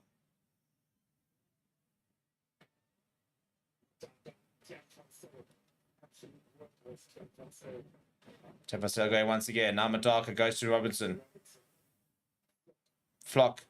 Calvin Clack comes inside. Nkosani is there to meet him. Quintoma, Lucy once again trying to go for that jackal. Inside goes Robinson, gets away from Lombard, but it does eventually make the tackle. And going straight over off his feet. As it's NWU, so they do survive. Do Wits and get a penalty. So I've got an opportunity here, do Wits, to try and get back into NWU Eagles half and to try and play a bit more rugby.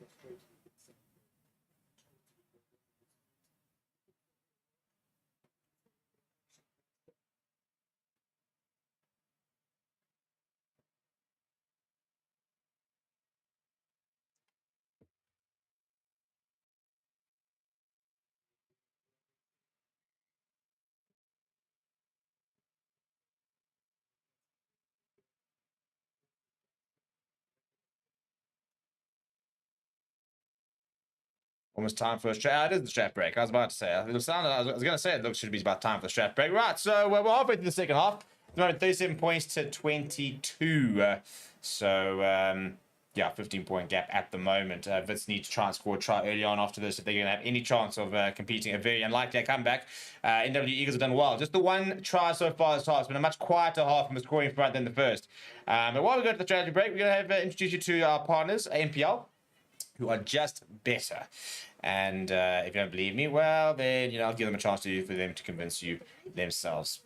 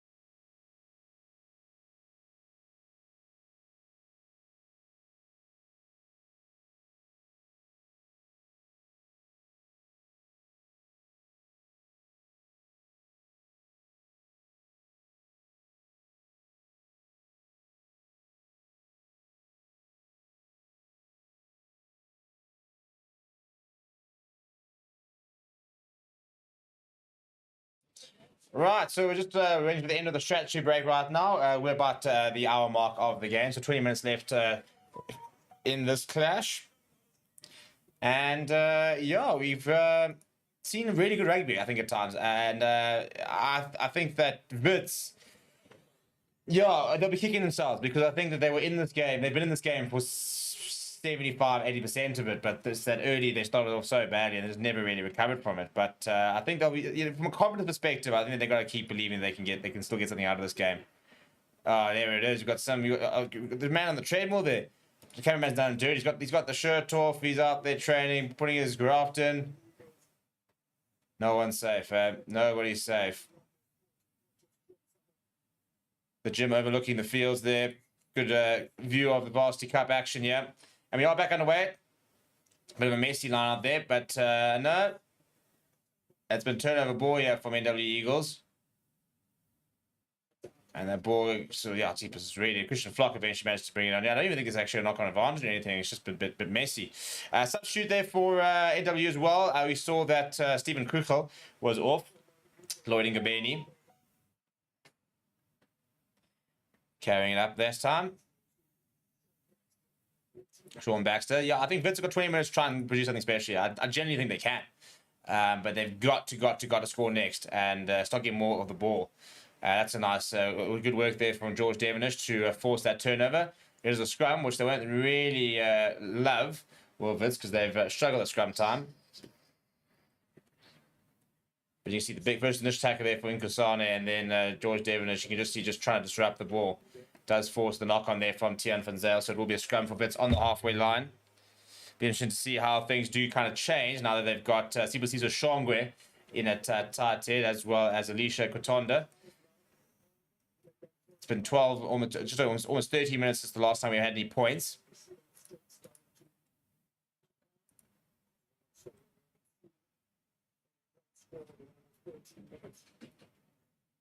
And then we move to the Marty's game a bit later, which should be quite fun. Always a good time down at the Darnie Craven Stadium.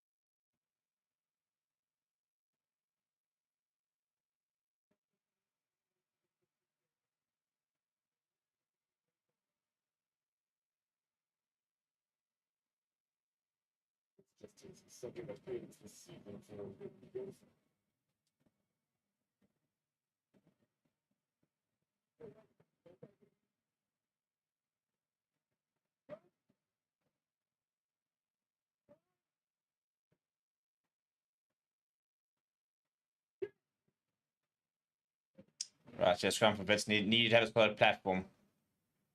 Big work already been done by NWU, but it's there for all camp. And he goes to Polis. And a bit of a fumble there, and he's going to be driven backwards. The handling from Wits hasn't really been good enough in this half so far. And that's a nice big carry there coming from Joshua Ferreira.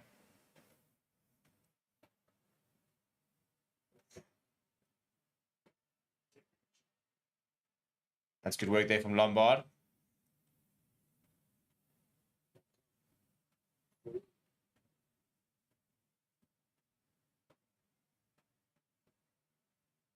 Take his time as all camp's going to go to the boot. All camp. Oh, he's gone down with cramp there. And that's really good contest. And it's gone forward back towards Wits' side, I think. Yeah, it is better to Wits' side. And kind of known good's gone to come away with it. Of course he has. He's been absolutely everywhere today. Penalty advantage, well, knock-on advantage at least, I think, here for Wits. Cross kick for Polis. That's gone far too far. We'll go back for the knock-on. Had a quiet game as a Polis. Hasn't really had the go-forward ball that any sort of fly half craves. They want to have that dominance.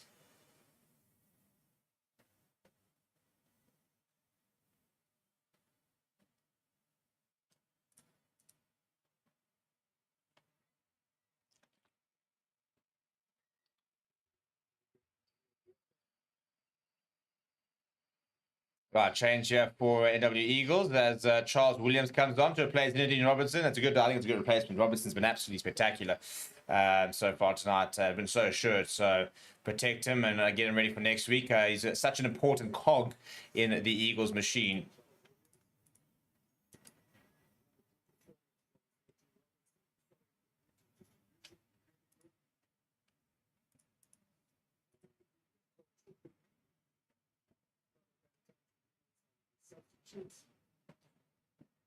And substitutes come off as well on, and Paul Quebeca on for Aprilia Madaka.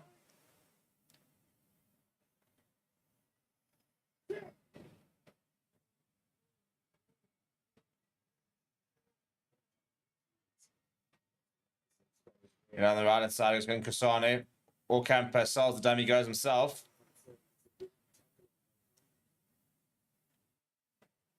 Now Ferreira, backed up by Devonish.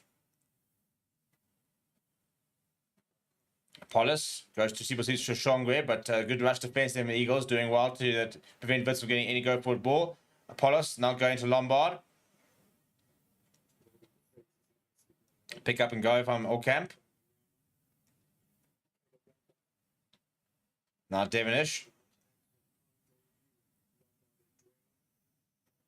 Now Polis goes to McQueen. McQueen sees a bit of space in behind NWU. Good chase coming here. Pressure on from Charles Williams. And the kick eventually comes, but I don't think he's found touch. He hasn't found touch, so it'll be an opportunity, I think, for Dweber. Goes inside there to Motoyani. And he's found a bit of space and sheds away from a height. It looks like a high tackle. Ball's ripped, though. And now there's a really big chase here coming from Lindani Dweber. He jumps onto it. He's done really well here as Dweber. Needs to find touch. Doesn't find touch, so that doesn't help at all. And it's shots. Good tackle that from Kasane. Now Williams fires it out towards Winfurchel. And there goes Sharp and Zale. And he gets away to Jarts. Jarts gets away from one. Still going as Jarts. He's going to go all the way, I reckon. Yeah, what an angle being run. Is he going to be just short? No, he's going to be over. It's Winfurchel, not Jarts in the 14 jersey. It's brilliant work from him. Comes inside, gets the outside gap as well, has the pace to finish it, and that will be game, set, and match, I reckon.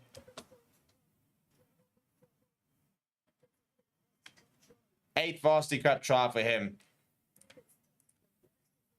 And you can just see, I think Wits dead on their feet is the only way I can describe it. You can just see the Yeah, well, as soon as they lost that ball and they had to turn around and go all the way back, you could just see how dejected they looked, their frustration there. And it's amazing how it happens like that. Mistakes start creeping in, and you just suddenly lose all that energy, all that motivation. At the moment, you just feel like you're constantly chasing the game. And I think that's been the kind of the problem with it. Mentally, they just haven't quite been able to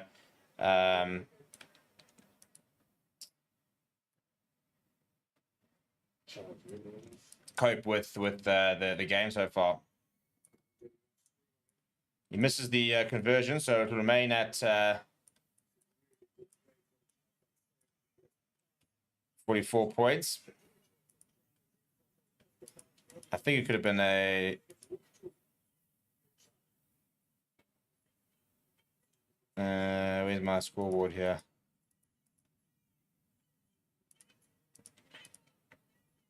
Yeah, 44 points there. It was a 7-point try. And Matsoyeni tried to carry on. It will eventually the park. 50 minutes to go, 44 points, 22. I think any hope that Wits had of a comeback was just snuffed out there.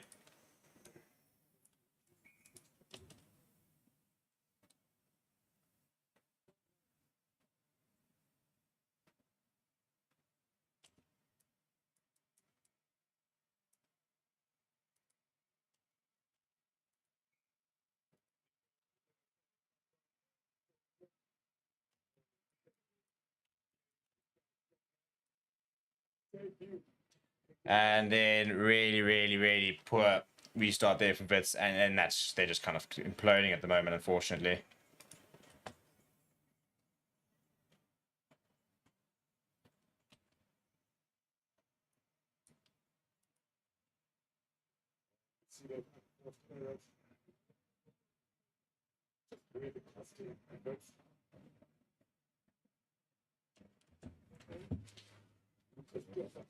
Lucas Klopper onto the park as well. 58% possession Wits have had, so they've had the trial, they have a ball in hand, but they just haven't really been able to use it.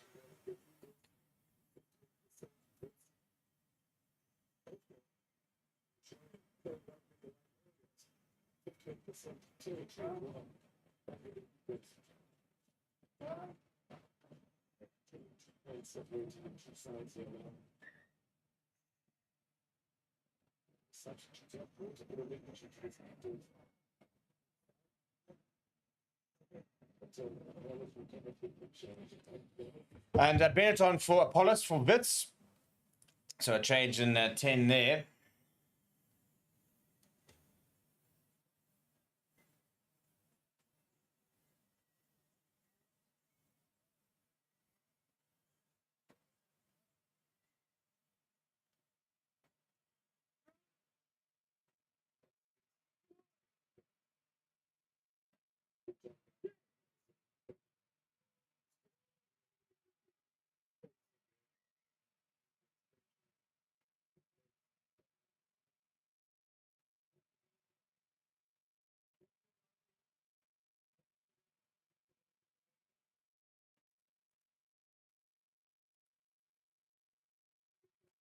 All right, so a couple of reset scrums here. Wits, Hugo van Us is the most experienced head coach in Varsity Cup history, taking charge of his 104th Varsity Cup match. And this is his 59th Varsity Cup match with Wits. He was the coach at UJ for 45 from 2008 2013. And you can kind of actually see the difference in success. Wits were never a phenomenally strong Varsity Cup side. In fact, they actually get promoted into Varsity Cup. UJ were traditionally the stronger of the Joburg sides, and he made that move to Marco van Us. And since then, the Wits rugby program's come a long way. And UJ haven't quite been as competitive as they were in the early stages of the tournament. So we'll have a look at the log here, and then just look at exactly what this kind of result will mean for the tournament. NWU Eagles will go to the top of the log, and it's a great line being run by Matthew Fortain. Has he got it all? He gets away from one, he gets the offload away, and Jots, he's just sat down Apollos, who's supposed to be off, but it's a big carry from him.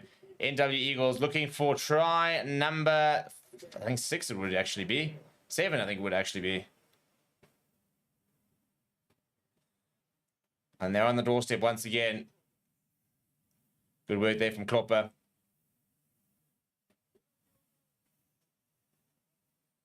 It's a 7 try value here. Pick and go there. Coming from Lloyd Ingobeni.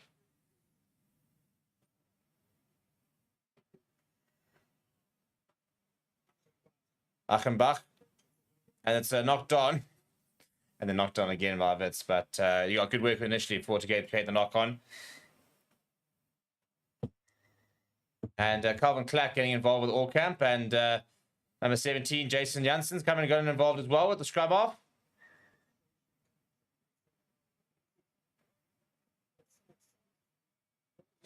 Yeah, he's a typical scrum off, is Vernick Orkamp. Knows how to get into the skin of the NWU Eagles players, and they have reacted. So it's exactly what he wants from them as well. So silly.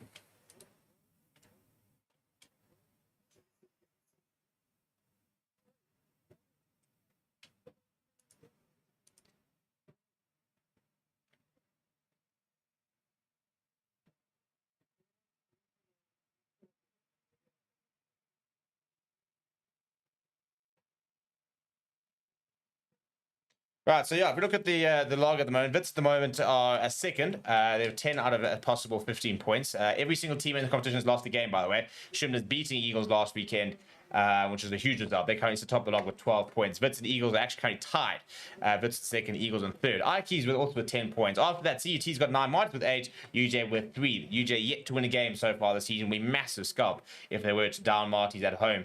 In the match that starts in 25 minutes. I don't see it happening, but it would be very, very impressive if they did.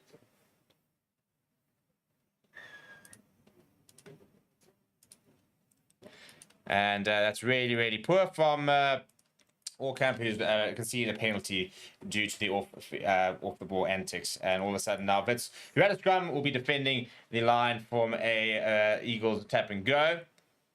Quebecer goes to Ngubeni. And a penalty for going below the hips or leading with his head. So the big lock penalised there. Wits getting away with one there again. And UWC, by the way, without a single point in the first 3 rounds. So they'll be desperate for some points a bit later. But it's not an easy task for them. They've got Shimla's who come top the log at Shimla Park as well. So yeah, UWC's season not getting any easier. They're kind of sitting down in that relegation spot. Wits will be another televised game. By the way, we'll be there next week. They'll be at home versus Ike, so it'll be a really nice game for them to try and bounce back. Another televised game next week, by the way, is CUT versus Shimla's. So the Bloemfontein Derby. After that, it'll be the Cape Derby of UWC versus Ike's the weekend after that, 25th of March, and followed by UJ versus Wits. We're going to try and be at that game as well, which would be really cool. To the nice big Joburg Derby.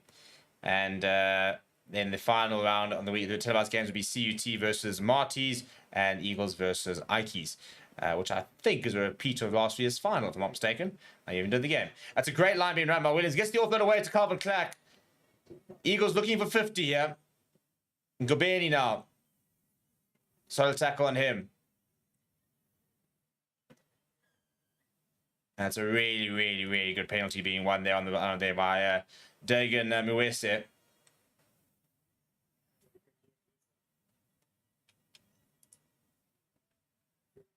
Then the semi-finals on the 15th of April. Obviously, both those games will be broadcast, with the final bringing it to an end of the season on the 22nd of April. If one of the semi-finals is in Cape Town, then you might see me down there.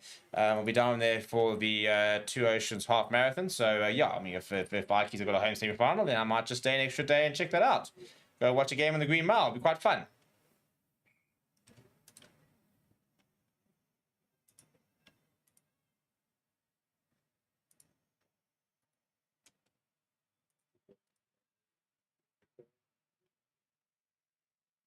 And stolen from the Eagles. So really, really poor there from Wits.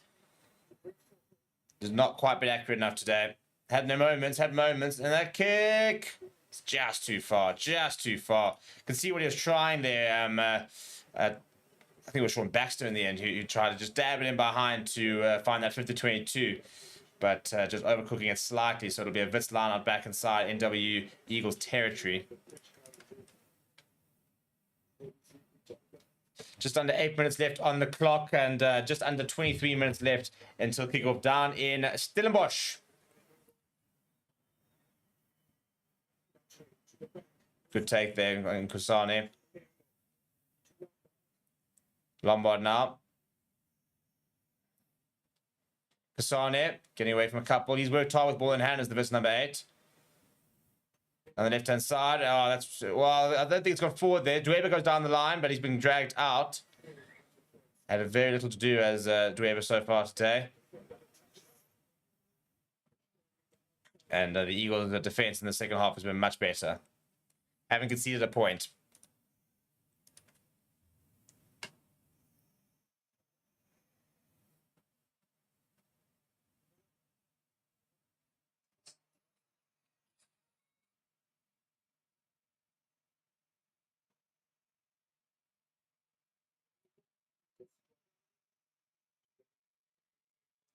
And all the way back into the pocket, and Charles Williams.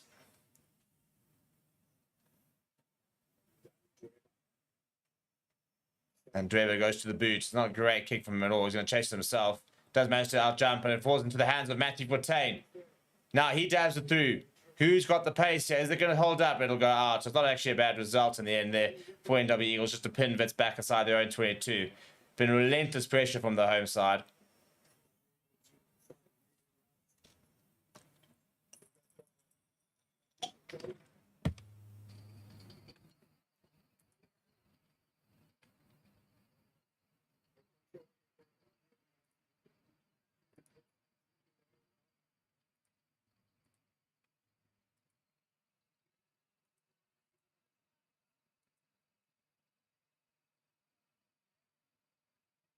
That's a really poor line once again. They've lost it, have Wits. And Klopper runs it straight and true. Kubeni now just short. Eagles looking to finish with a flourish. And they've got a penalty here of the Eagles. Tell you what, I'd look for a scrum with the way they've had the scrum dominance. They take it quickly. And not is the call.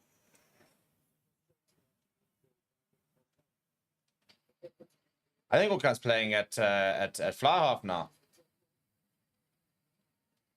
Because Drew Bennett's on.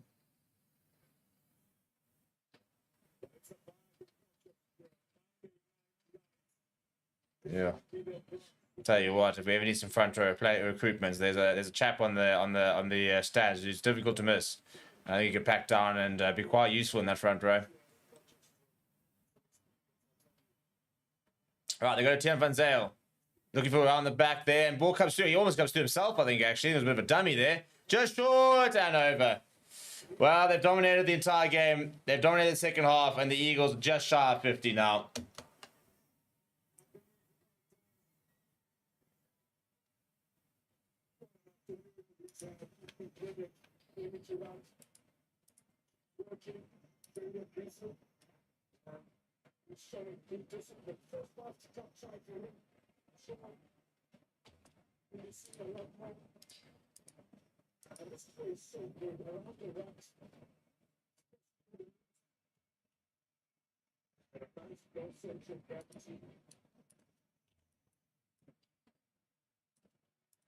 And that will be that, really, with about 4 minutes left. Charles Williams will have his first attempt at goal.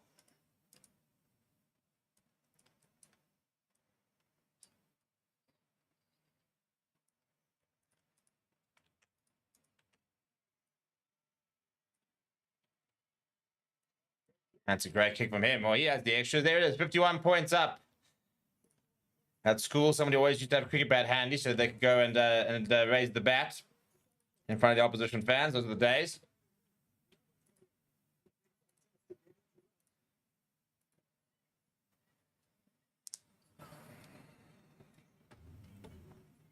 Right, and it is Allcamp who's now playing at 10. He will get things back underway. And he's cramping up. I don't know, how is he not subbed? I mean, he's battling with cramp. He's battling with cramps about 60 minutes. And they choose to replace the scrum half and leave him on and move him to fly half. So I'm not sure it's the right decision, really, from Mockman. I'll tell you what, NWU Eagles are still looking. Shongwe gives it away to Kotoma. He wants to go for a bit of a run. And then Wits prop goes straight through the middle, up to 22, places well.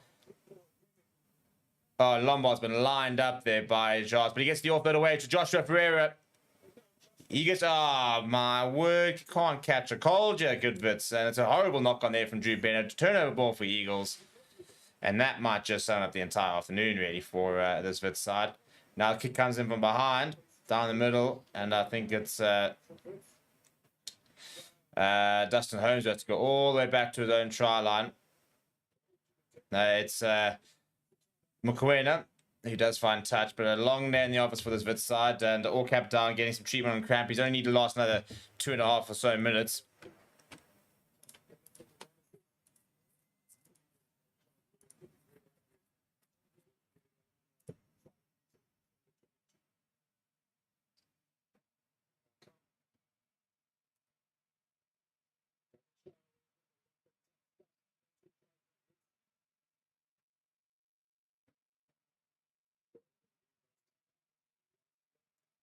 Sure, he's not going to continue. He can barely walk.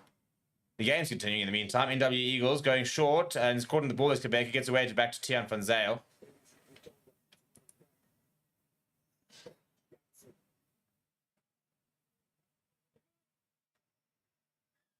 Another penalty for Eagles, so they might yet not be done, actually.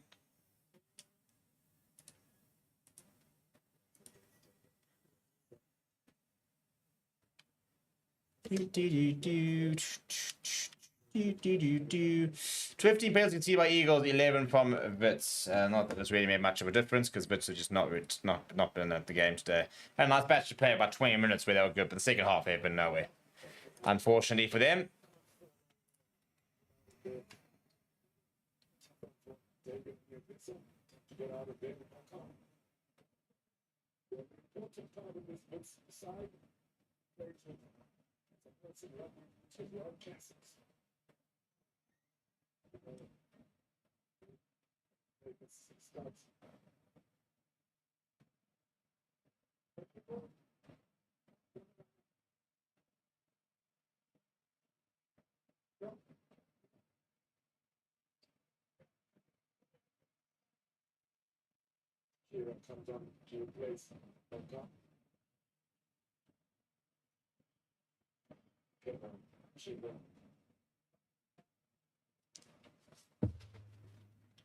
Right, so scrum here for Wits from the knock on there, and this will pretty much be the last passage of play. 30 seconds left officially on the clock. And then this is going to redirect you to the Marties versus UJ stream. That kicks off in 15 minutes. Should be an absolute cracker. Really hoping to see UJ rock up and start putting in some big performances because at the moment they've been pretty poor. Marties, however, have taken only 8 points out of the first 3 games. They have won 2. But no bonus points, for example. It's not been phenomenally convincing. And then Kasani goes down the side and Drew Bear decides to go to the boot, which will actually give Eagles one last time to attack. They've got 5 seconds left. And you'll see them on the right-hand side. They're on the bounce for Windvogel right up against the touchline. Throws it back inside. And that'll be out. And that'll be it. Right, full time. 51-22 down in Potchefstroom. Wits not at the race as NWU Eagles punishing them very, very well. So final score over there is 51-22. Big shout out to NPL Power Stream. We'll see you guys very shortly for Marties versus UJ. It looks like they're going to take the line out here. I don't think anyone's realized the time is actually off unless the time on the TV is actually wrong. So maybe one last opportunity here for Wits. Kananengo. And he loses it forward. So opportunity here for Charles Williams. No, in fact, and that's another knock on. That will be a penalty, actually, for Eagles. Shame out. A yellow card as well. I think that's his first and only involvement, eh? So Mango and Kunu has come on and you can see a penalty and a yellow card in his first and only involvement of the game. Poor lad.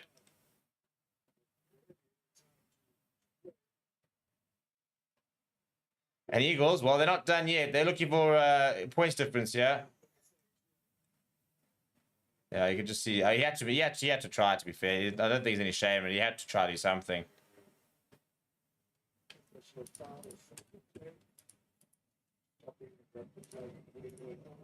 Right, and can Eagles find something right now towards the end of the game just to really stick it to Wits?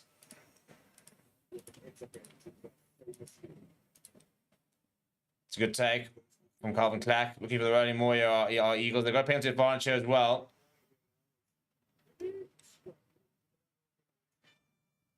There goes the official hooter from the stadium. Nah, but it's space. Still space. Almost through.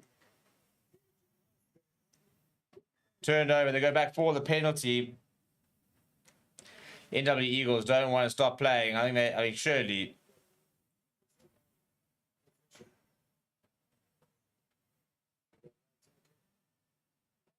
They want to go back down to the left-hand side where they've got the penalty. And they'll set up another line and go for one more try just to finish things off.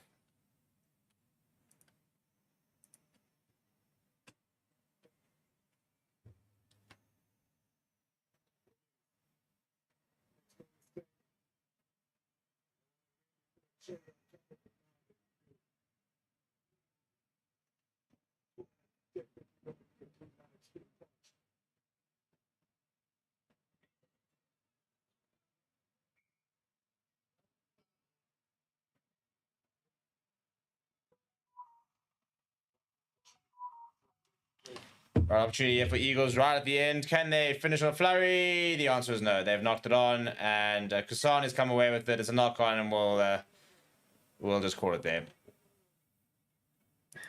Right, there we go. Final confirmation that the full-time... my flipping score's been wrong. I don't know why that didn't update. So the final score was, in fact, 51-22. So that'll it. We'll see you very shortly for Martins versus UJ.